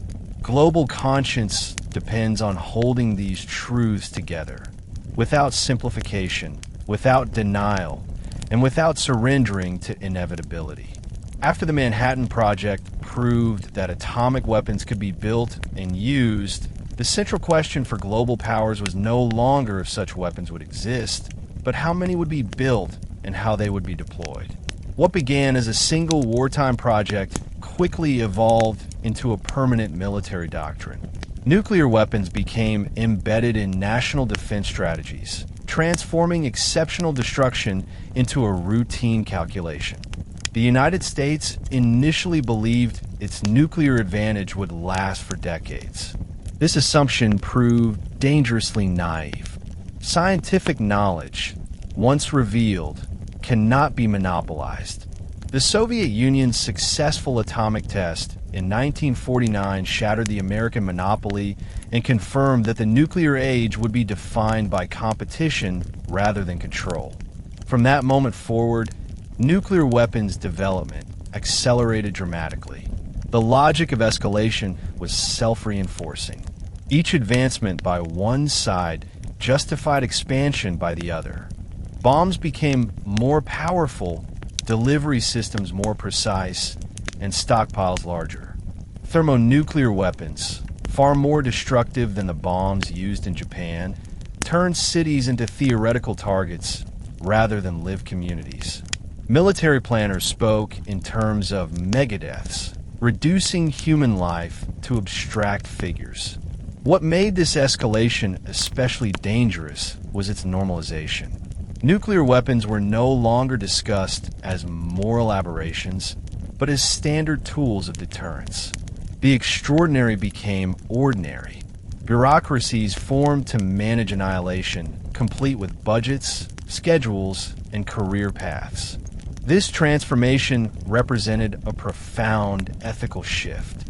The Manhattan Project had been justified as an emergency response to war. The arms race institutionalized nuclear destruction as a permanent feature of peace. Humanity had not simply learned how to build the bomb. It had learned how to live with it, even as that knowledge threatened its own survival. The central doctrine that emerged from a nuclear arms race was deterrence. The idea that nuclear weapons prevent war by making it unwinnable. If both sides possess the ability to destroy each other completely, neither will initiate conflict. This concept, later formalized as mutually assured destruction, MAD, became the cornerstone of Cold War strategy. At first glance, deterrence appeared rational. It promised stability through fear, preventing large-scale war between nuclear powers. In practice, however, it rested on deeply troubling assumptions. It required leaders to be perfectly rational at all times, communication systems to never fail, and accidents to never occur.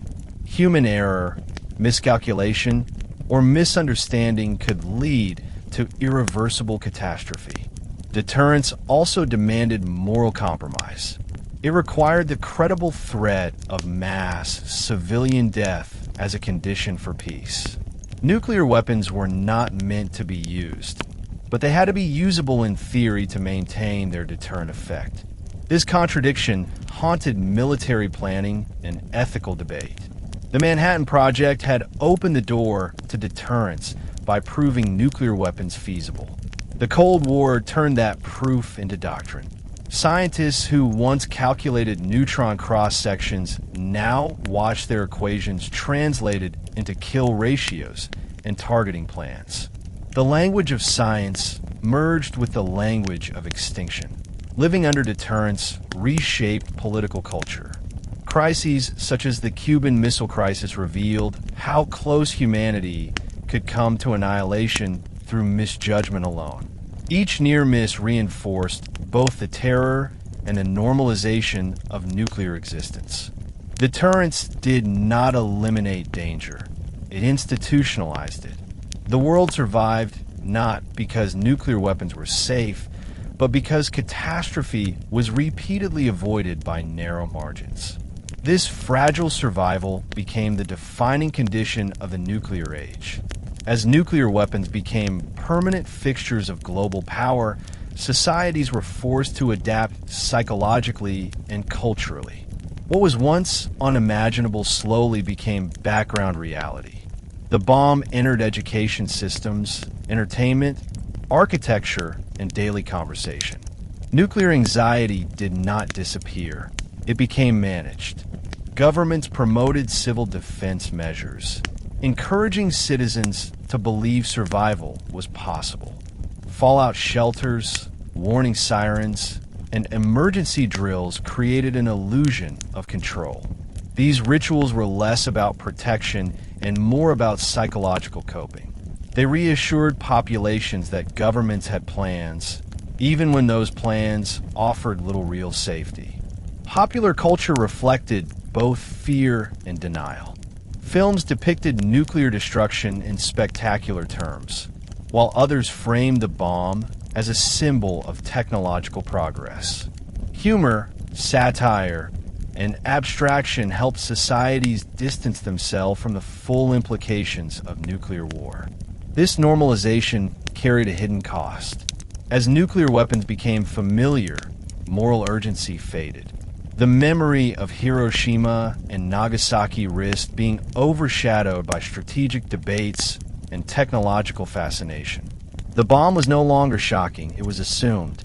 The Manhattan Project had revealed humanity's capacity for extraordinary destruction. The nuclear age tested humanity's capacity for sustained moral attention. Living with the bomb required constant remembrance. Yet human psychology gravitates toward forgetting. This tension between awareness and denial defines modern nuclear society. The greatest danger may not be hatred or aggression, but complacency. When extinction becomes routine, restraint must be actively chosen. The legacy of the Manhattan Project depends on whether societies continue to make that choice. As the nuclear arms race intensified, a growing number of scientists who had once worked on the Manhattan Project began to publicly oppose the continued expansion of nuclear weapons. This shift marked a remarkable transformation. Individuals who had helped unlock atomic power now questioned whether humanity was capable of controlling it responsibly. Their dissent represented one of the earliest examples of scientists challenging the political use of their own discoveries. Many of these scientists believed that their unique knowledge gave them a moral obligation to speak out. They understood better than anyone the destructive capacity of nuclear weapons and the risks of escalation. Figures such as Albert Einstein, though not directly involved in bomb construction, used their influence to warn against nuclear proliferation. Others, including former Los Alamos scientists, joined organizations advocating for arms control and international cooperation. These efforts were not always welcomed. During the early Cold War, dissent was often equated with disloyalty. Scientists who criticized nuclear policy risked professional isolation, surveillance, and accusations of political subversion. The fear-driven atmosphere of the time made open debate difficult, even when concerns were grounded in expertise and ethical reasoning. Despite these challenges, scientific activism reshaped public discourse. It introduced the idea that technical expertise carries ethical responsibility, not just operational value. The Manhattan Project had demonstrated the power of organized science. Its critics now argued that such power required equally organized moral oversight. This transformation highlighted a deeper tension within modern society. When knowledge becomes power, silence becomes complicity. The scientists who spoke out against nuclear weapons did so at personal cost, believing that the danger of inaction outweighed the risk of dissent. Beyond scientific circles, opposition to nuclear weapons spread into broader society. By the 1950s and 1960s, public protest became a defining feature of the nuclear age. Ordinary citizens, students, religious leaders, artists, and activists challenged the idea that nuclear weapons were acceptable tools of national defense. The testing of nuclear weapons played a major role in fueling public outrage. Atmospheric tests released radioactive fallout that crossed national borders, contaminating food, water, and human bodies. The realization that nuclear weapons endangered not just enemy populations, but humanity as a whole galvanized global resistance. Mass demonstrations called for test bans, disarmament, and peace. Cultural movements linked nuclear weapons to broader critiques of militarism and authoritarian power. In many countries, the bomb became a symbol of government secrecy and disregard for human life. These movements faced resistance from political leaders who viewed them as naive or dangerous. Yet public pressure achieved tangible results. The Partial Test Ban Treaty of 1963, which prohibited nuclear tests in the atmosphere, represented a significant victory for activists and scientists alike. It demonstrated that public conscience could influence nuclear policy, even in a polarized world. The rise of anti-nuclear protest revealed that the Manhattan Project's legacy was not fixed. While governments pursued nuclear dominance, citizens asserted a competing vision centered on survival, ethics, and global responsibility. This struggle between power and conscience remains unresolved. In response to mounting fear and activism, nuclear powers began to explore arms control as a way to manage, rather than eliminate, the nuclear threat. Treaties aimed to limit testing, reduce arsenals, and prevent proliferation emerged as compromises between idealism and political reality. They reflected an acknowledgement that unlimited nuclear expansion was unsustainable. These agreements were born from mistrust as much as cooperation. Verification mechanisms, inspections, and enforcement provisions revealed deep suspicion between rival states. Arms control did not signal trust. It signaled fear of mutual destruction. Yet, even imperfect treaties represented progress. They slowed the arms race, reduced environmental damage, and created channels for dialogue. They also institutionalized the idea that nuclear weapons were not ordinary arms, but exceptional dangers requiring special restraint. However, arms control faced inherent limitations. Treaties could be withdrawn, violated, or undermined by technological change. As long as nuclear weapons existed, complete security remained impossible. Control reduced risk, but did not eliminate it. The Manhattan Project had introduced the world to nuclear power. Arms control was humanity's attempt to put boundaries around that power after the fact. It reflected both humility and desperation, a recognition that absolute control was impossible, but unchecked escalation was unacceptable. Hope in the nuclear age is therefore cautious and fragile. It depends not on technological solutions alone, but on sustained political will and moral awareness. The challenge is not simply to control the atom, but to control the human impulses that seek domination through it.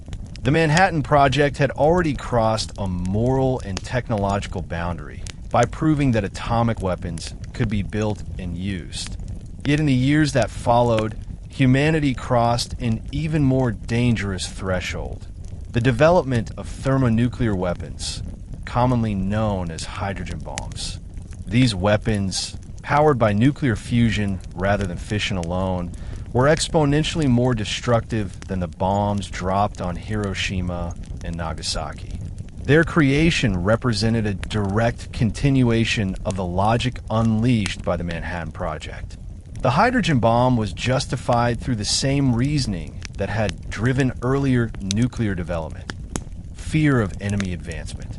Once one nation pursued thermonuclear weapons, others felt compelled to follow. The possibility of restraint was overshadowed by anxiety about vulnerability. This pattern revealed a grim truth about technological escalation. Progress driven by fear tends to erase moral hesitation. Thermonuclear weapons expanded the scale of destruction beyond human comprehension. Entire regions, not just cities, became potential casualties. Climate effects, such as nuclear winter, entered scientific discussion, suggesting that large-scale nuclear war could threaten global ecosystems and human survival itself. The bomb was no longer merely a weapon. It was a planetary threat.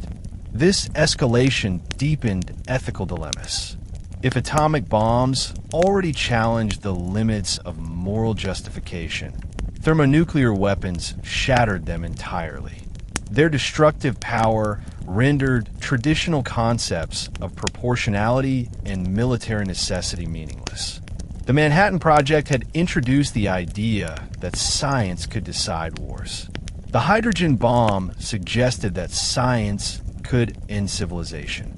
By crossing this threshold, humanity demonstrated that technological capability alone provides no natural stopping point. Without deliberate ethical restraint, the logic of the Manhattan Project could continue indefinitely, each generation inheriting a more dangerous legacy than the last. One of the most troubling lessons of the nuclear age is the persistent gap between technological advancement and ethical agreement. The Manhattan Project moved from theoretical physics to city-destroying weapons in a matter of years, while moral consensus struggled to keep pace. This imbalance has defined not only nuclear policy, but modern technological society as a whole.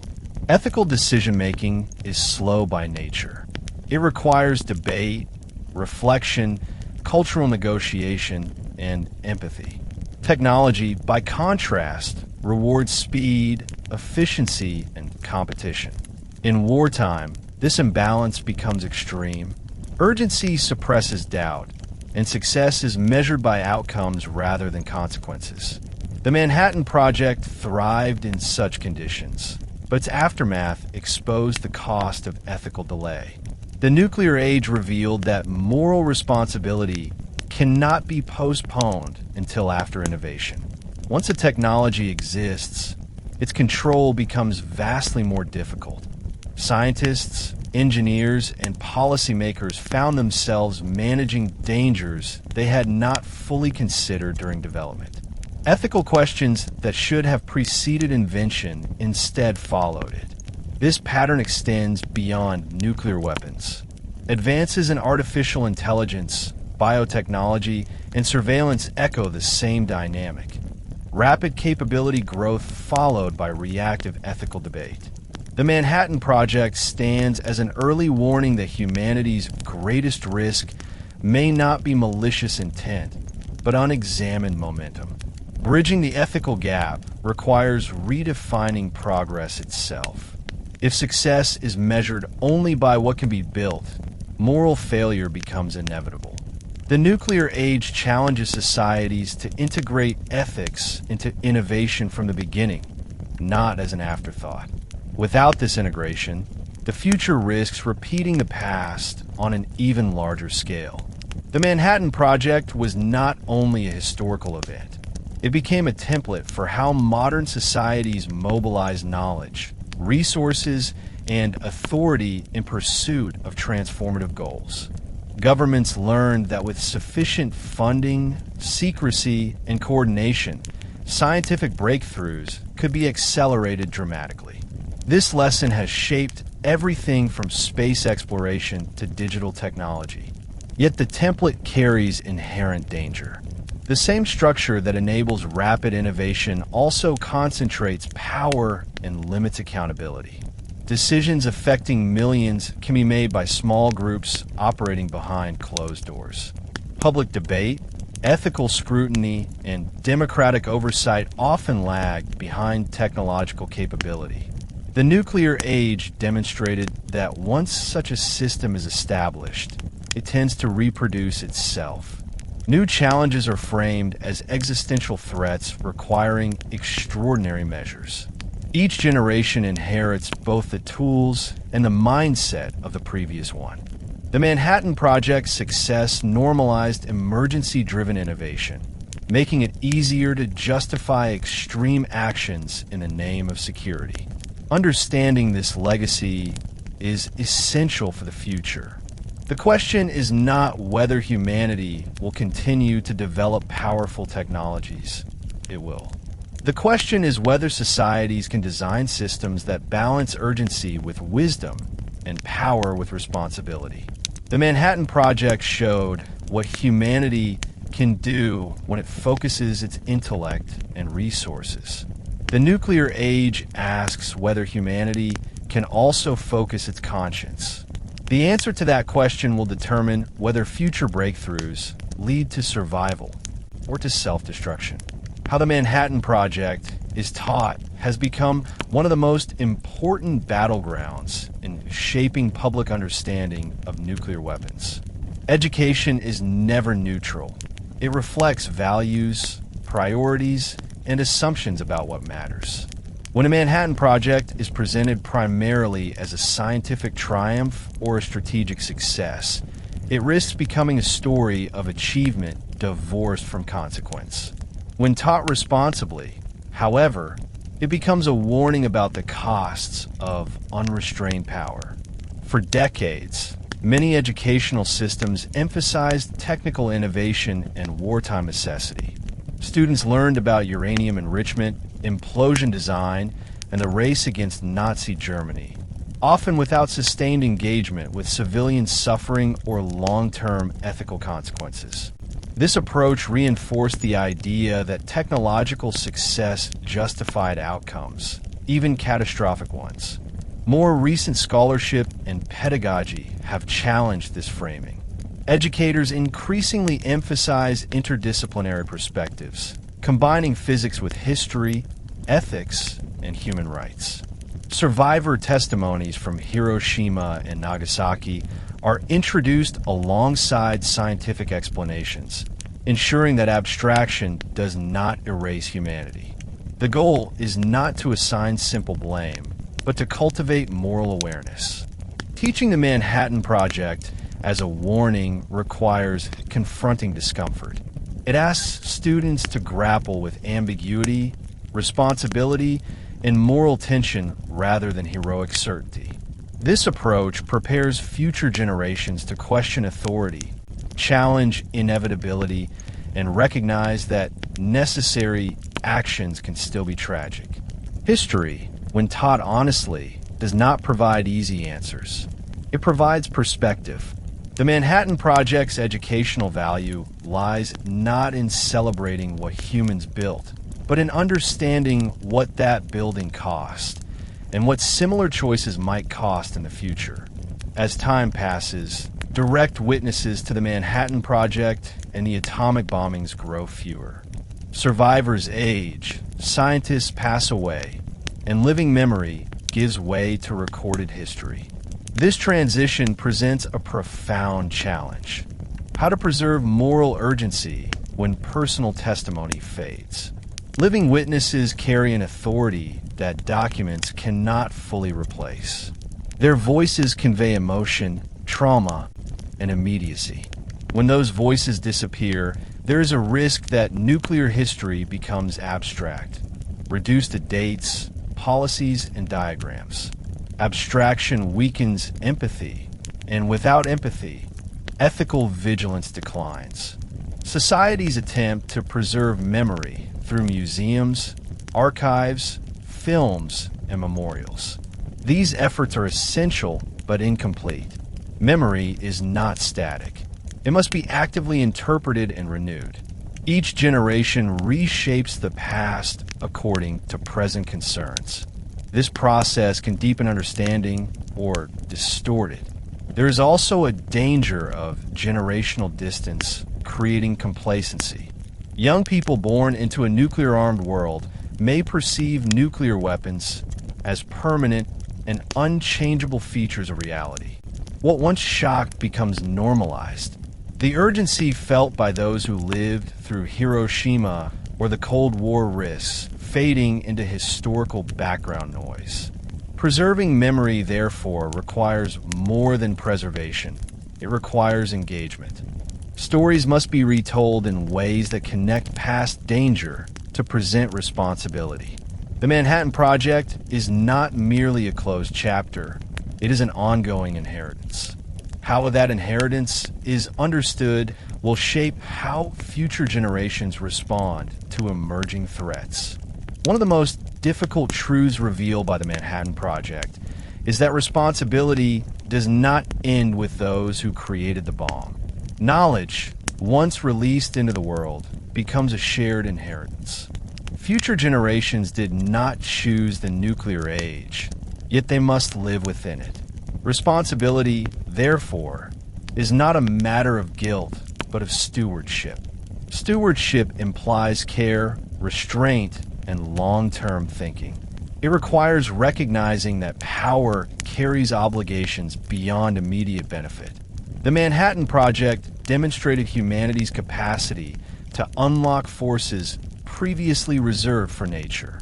The nuclear age demands that humanity also develop the discipline to manage those forces without succumbing to fear or dominance.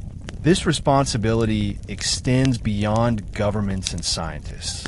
Citizens play a role through political engagement, education, and ethical discourse. Democracies, in particular, depend on informed publics capable of questioning policies conducted in their name. Silence and apathy are themselves forms of decision. The moral burden of nuclear knowledge is heavy because the consequences of failure are irreversible. Unlike many historical mistakes, nuclear catastrophe cannot be undone. This reality elevates responsibility from a philosophical concept to a practical necessity. The Manhattan Project teaches that power without foresight is dangerous, but power with conscience can be restrained. Whether humanity meets that challenge depends on how each generation understands its inheritance. The future of the atomic age will be shaped not by what was built in the past, but by how the present chooses to live with it. One of the most enduring and dangerous assumptions revealed by the Manhattan Project is the belief that technological mastery equals control. During the project, extraordinary coordination between scientists, engineers, industry, and the military created the impression that human intelligence could fully command the forces it unleashed. The successful construction and use of atomic bombs seemed to confirm this belief. Yet the decades that followed exposed its limits. While scientists could design nuclear reactions with precision, they could not control how political leaders would use that power. Nor could they predict how fear, rivalry, and ambition would shape global behavior once nuclear weapons existed. Control over the mechanism did not translate into control over consequences. This distinction is crucial. The Manhattan Project demonstrated technical dominance, but revealed profound weakness in governing outcomes.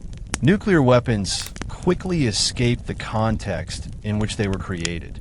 They became tools of deterrence, symbols of national pride, and instruments of intimidation. Accidents, near misses, and miscalculations showed how fragile control truly was. False alarms, misinterpreted radar signals, and human error brought the world dangerously close to catastrophe multiple times. The illusion of control persists because modern societies rely heavily on complex systems they barely understand. Nuclear command structures depend on technology, bureaucracy, and human judgment operating flawlessly under pressure. History shows this expectation is unrealistic.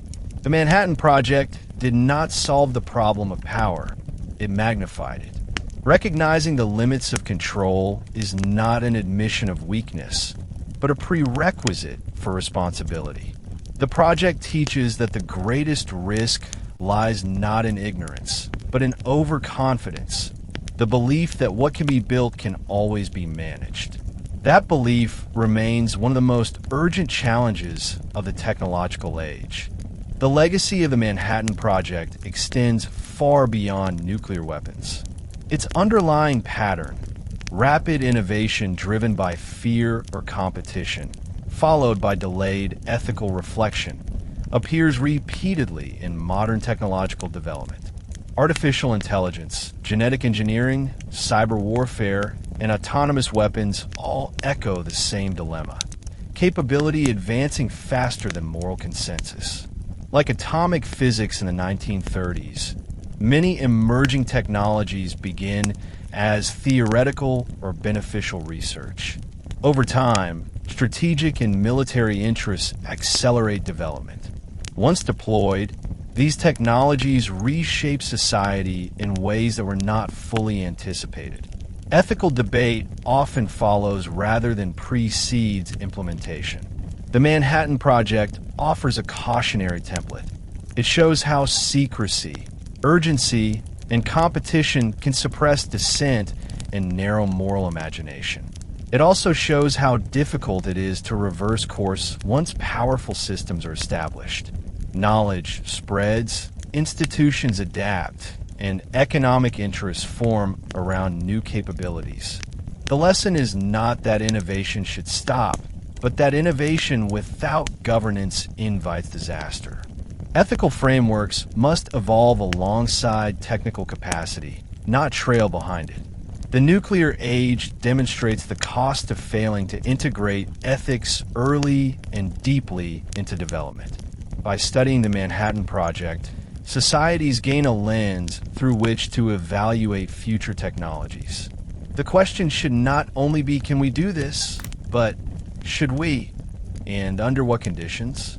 The atomic age teaches that waiting to ask these questions until after success may be too late.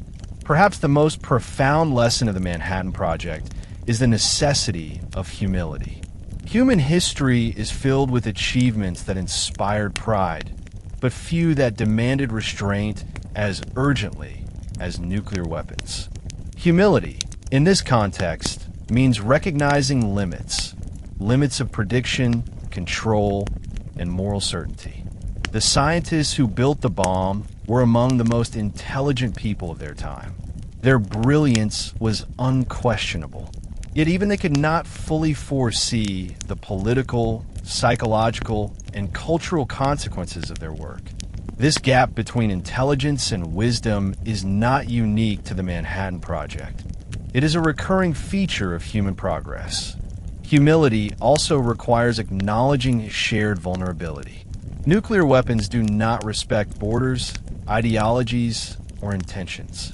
Their effects are global and indiscriminate. This reality challenges notions of absolute sovereignty and unilateral power. Survival in the nuclear age depends on cooperation as much as deterrence. The Manhattan Project revealed that humanity has reached a stage where its tools can overwhelm its instincts. Power accumulated faster than ethical maturity.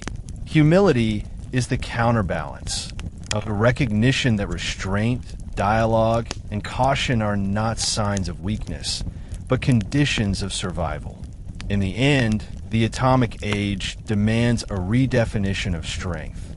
True strength lies not in the ability to destroy, but in the discipline to refrain. The Manhattan Project stands as a testament to what humans can do, and a warning about what they must choose not to do if civilization is to endure.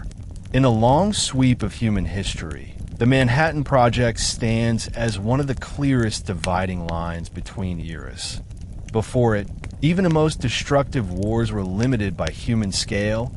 Armies, cities, and regions could be destroyed, but civilization itself was not instantly threatened. After the atomic bomb, humanity entered a phase in which its own survival became conditional. The power to end civilization was no longer hypothetical. It existed in operational form. This transformation reshaped historical thinking itself.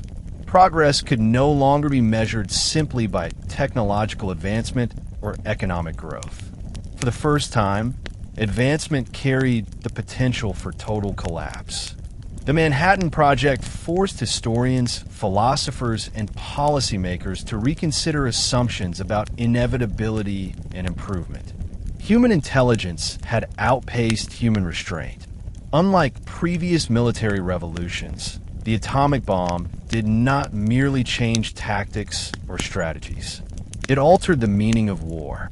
War between major powers became synonymous with self-destruction. This reality froze certain conflicts while intensifying others, creating a world of proxy wars, political tension, and constant crisis management. The Manhattan Project also redefined responsibility across time. Decisions made in the 1940s continue to shape the lives of people born generations later. Few historical events impose such long-lasting obligations. Nuclear waste, weapons stockpiles, and strategic doctrines persist long after the original actors are gone. Seen globally, the Manhattan Project was not just an American project. Its consequences belong to all humanity. Every nation lives under the shadow it created, whether or not it participated. This universality makes it one of history's most consequential warnings. That human ingenuity, if left unchecked, can alter the fate of the species itself. The unprecedented power unlocked by the Manhattan Project created a form of responsibility that cannot be avoided or delegated. Unlike conventional weapons, nuclear arms demand constant management. They require political stability, technological maintenance, and ethical vigilance not for years, but indefinitely. Responsibility in the nuclear age has no endpoint. This permanence distinguishes nuclear power from previous forms of dominance. Empires rise and fall, armies disband, and technologies become obsolete. Nuclear weapons do not fade quietly. As long as they exist, they demand attention. Accidents, miscalculations, and escalation remain perpetual risks. The Manhattan Project revealed that once humanity acquires a certain level of power, it cannot return to innocence. The knowledge of how to split atoms and trigger chain reactions cannot be forgotten. Responsibility therefore shifts from prevention to management. This is an uncomfortable position, as it admits that some dangers cannot be undone, only restrained. This reality challenges traditional ideas of moral accountability. No single generation can claim full responsibility for nuclear weapons, yet every generation shares the burden. Choices made today affect lives decades or centuries in the future. This long moral horizon is rare in history and difficult for political systems built around short-term incentives. The Manhattan Project thus forces humanity to rethink ethics across time. It asks whether societies can act responsibly not just for themselves, but for unknown future generations. The nuclear age tests whether humanity can govern power without proceeding using wisdom that is still developing. Ultimately, the Manhattan Project functions as a warning that cannot be retired or resolved. It is not a lesson that can be learned and set aside. Its warning must be continuously reinterpreted as technology evolves and new forms of power emerge.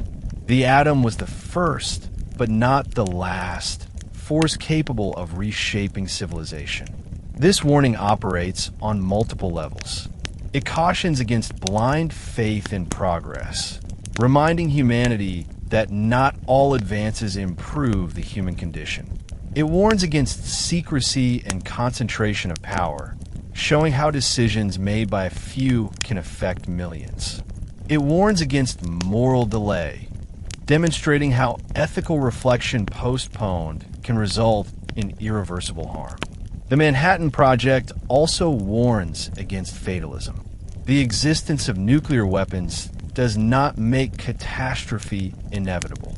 History has shown that restraint, negotiation, and cooperation can prevent disaster, even under extreme tension. The challenge lies in sustaining these qualities across generations.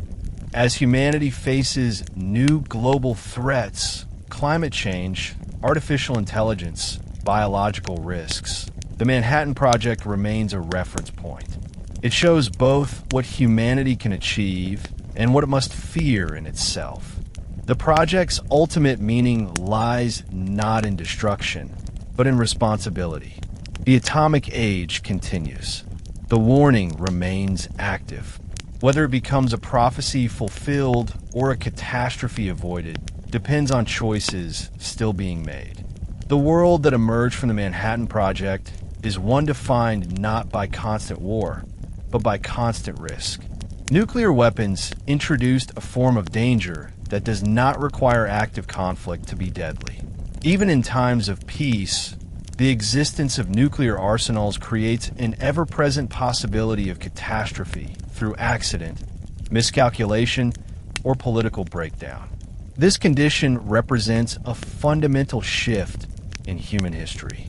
Unlike conventional threats, nuclear risk is largely invisible in daily life. Missiles sit in silos, submarines patrol silently beneath oceans, and command systems operate in secret. Yet the potential consequences are immediate and overwhelming. A single failure in judgment or technology could cause destruction beyond any previous historical comparison. The Manhattan Project thus created a paradoxical world, one that appears stable on the surface while remaining perpetually fragile beneath it. This fragility has been revealed repeatedly through near misses.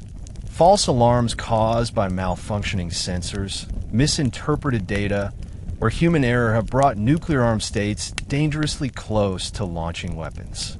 These incidents rarely enter public awareness, yet they demonstrate how narrow the margin of safety truly is. Survival has often depended less on systems than on individuals choosing restraint at critical moments. Living with permanent risk shapes political behavior. Leaders must balance deterrence with diplomacy, strength with caution.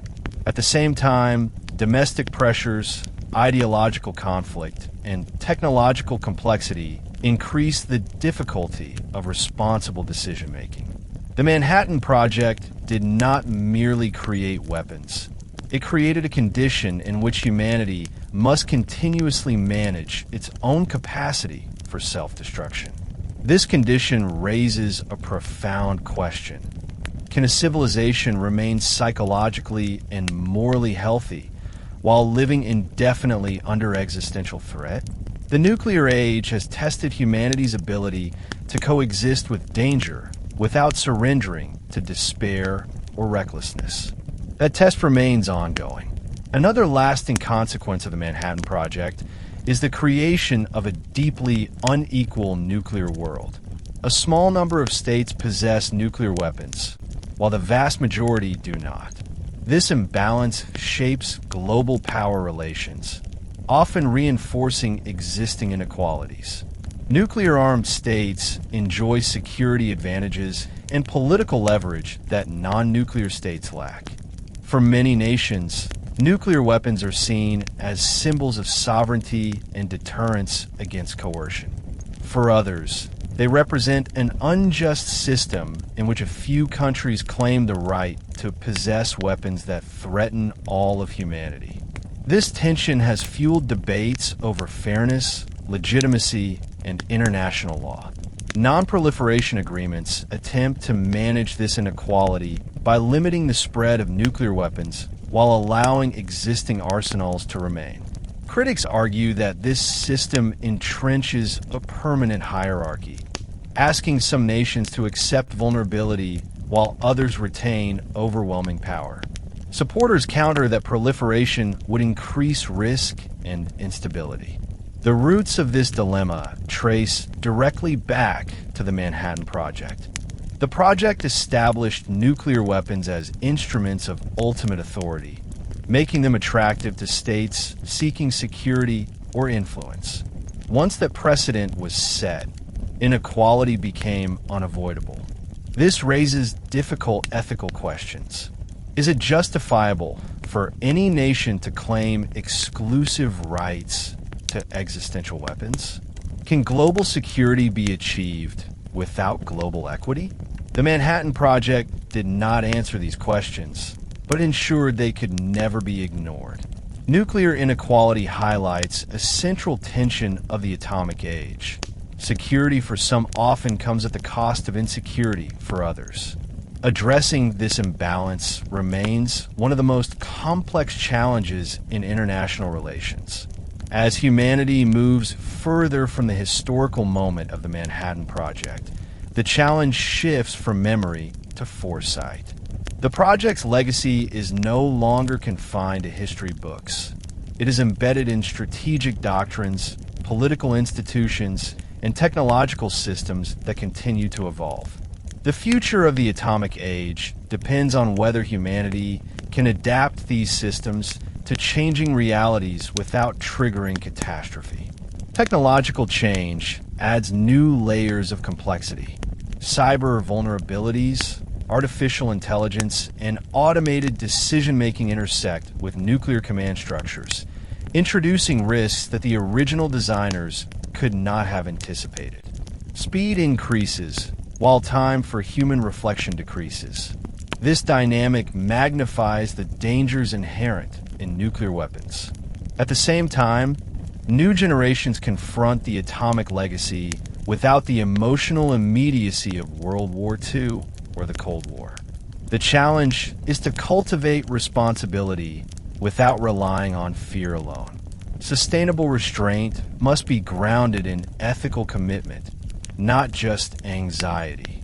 The Manhattan Project teaches that humanity is capable of extraordinary coordination when motivated by perceived existential threat. The question now is whether similar effort can be mobilized to reduce danger rather than create it. Can cooperation replace competition? Can restraint replace escalation? The atomic legacy does not dictate the future, but it constrains it. Choices remain possible, but they are shaped by what has already been built. The final meaning of the Manhattan Project will be determined not by its creation, but by how long humanity manages to live with its consequences without repeating its worst outcomes. More than any other scientific undertaking in history, the Manhattan Project acts as a mirror reflecting humanity's deepest contradictions. It revealed brilliance and fear, cooperation and secrecy, creativity and destruction, all operating simultaneously. The project was not an accident of history, nor was it the product of a single nation's ambition alone. It emerged from a convergence of global instability, scientific curiosity, political urgency, and moral uncertainty. The mirror it holds up is uncomfortable. It shows that under pressure, societies are willing to prioritize survival over ethics, speed over reflection, and victory over humanity. The scientists who worked on the project were not monsters. They were products of their time, responding to real threats with the tools available to them. Yet, good intentions did not prevent catastrophic outcomes. The Manhattan Project forces humanity to confront a disturbing truth. Intelligence does not guarantee wisdom. Knowledge can expand faster than ethical maturity.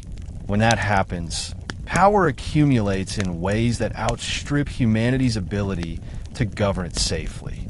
The atomic bomb was not just a weapon, it was evidence of this imbalance. This moral mirror does not accuse, it questions. It asks whether future decisions will follow the same pattern of urgency-driven escalation, or whether humanity can learn to pause before crossing irreversible thresholds. The project does not offer redemption or condemnation. It offers awareness. To look away from this mirror is to risk repetition. To look directly into it is to accept responsibility for shaping a different future. One of the most common responses to the Manhattan Project is the search for blame. Which leaders decided? Which scientists complied? Which nations benefited? While accountability matters, the deeper lesson lies elsewhere. The atomic age cannot be understood through individual guilt alone. It is a systemic outcome of modern civilization structure, how it organizes power, knowledge, and fear. Responsibility in a nuclear age is collective and continuous. It does not belong solely to the past. Every generation inherits both the danger and the obligation to manage it. This responsibility is uncomfortable because it offers no clean resolution. Nuclear weapons cannot be uninvented. The knowledge cannot be erased. Rejecting illusion is essential. There is no perfect safety, no final treaty that permanently removes risk, no technological solution that replaces ethical judgment. The Manhattan Project teaches that believing otherwise is itself dangerous. Illusions of control, inevitability, or moral purity undermine vigilance. True responsibility means accepting uncertainty while refusing complacency. It means maintaining systems of restraint even when fear encourages escalation. It means teaching history honestly, without hero worship or denial. It means recognizing that survival in a nuclear age depends less on dominance than on discipline. This form of responsibility is demanding because it never ends, yet it is the only alternative to catastrophe. The final lesson of the Manhattan Project is not scientific, military, or even political. It is existential. Humanity has reached a stage where its tools can destroy the conditions that make civilization possible. At this stage, restraint becomes not just a moral virtue, but a survival strategy. Restraint does not mean weakness. It requires strength to resist fear-driven escalation, strength to cooperate with rivals, and strength to prioritize long-term survival over short-term advantage. The atomic age demands a redefinition of power, away from the ability to destroy toward the ability to prevent destruction. The Manhattan Project showed what humanity can achieve when it mobilizes intellect, resources, and will. The unresolved question is whether humanity can mobilize those same qualities in service of restraint rather than dominance. This question extends far beyond nuclear weapons. It applies to every emerging technology capable of reshaping life on Earth. The project stands as a precedent, both a warning and a responsibility at the threshold of the future. History will not judge the Manhattan Project solely by what it built, but by what humanity chooses to do with the power it revealed. The final outcome is still unwritten. The atomic age continues, and with it, the choice remains. Today, you didn't just listen to a story about the Manhattan Project. You witnessed how human intelligence reached godlike power, while human wisdom struggled to keep up. You learned how scientists raced against time, driven by fear of a greater evil. How cities vanished in seconds. How victory came with a cost that could never be fully measured. And how the atomic bomb did not simply end a war. It changed the meaning of war itself. The moral of this history is clear and uncomfortable. Knowledge without ethics is dangerous. Power without restraint threatens survival. And progress without responsibility can become destruction. The Manhattan Project teaches us that the greatest danger to humanity is not hatred alone, but the belief that technology can solve moral problems for us. At Historyteller YT, we don't just tell you what happened. We help you understand why it happened, what it cost, and what it still means today. If this story made you think, if it made you question the world around you, then this channel is for you. Subscribe to Historyteller YT, because history is not over. And the lessons of the past decide the future. Until next time, keep listening to history.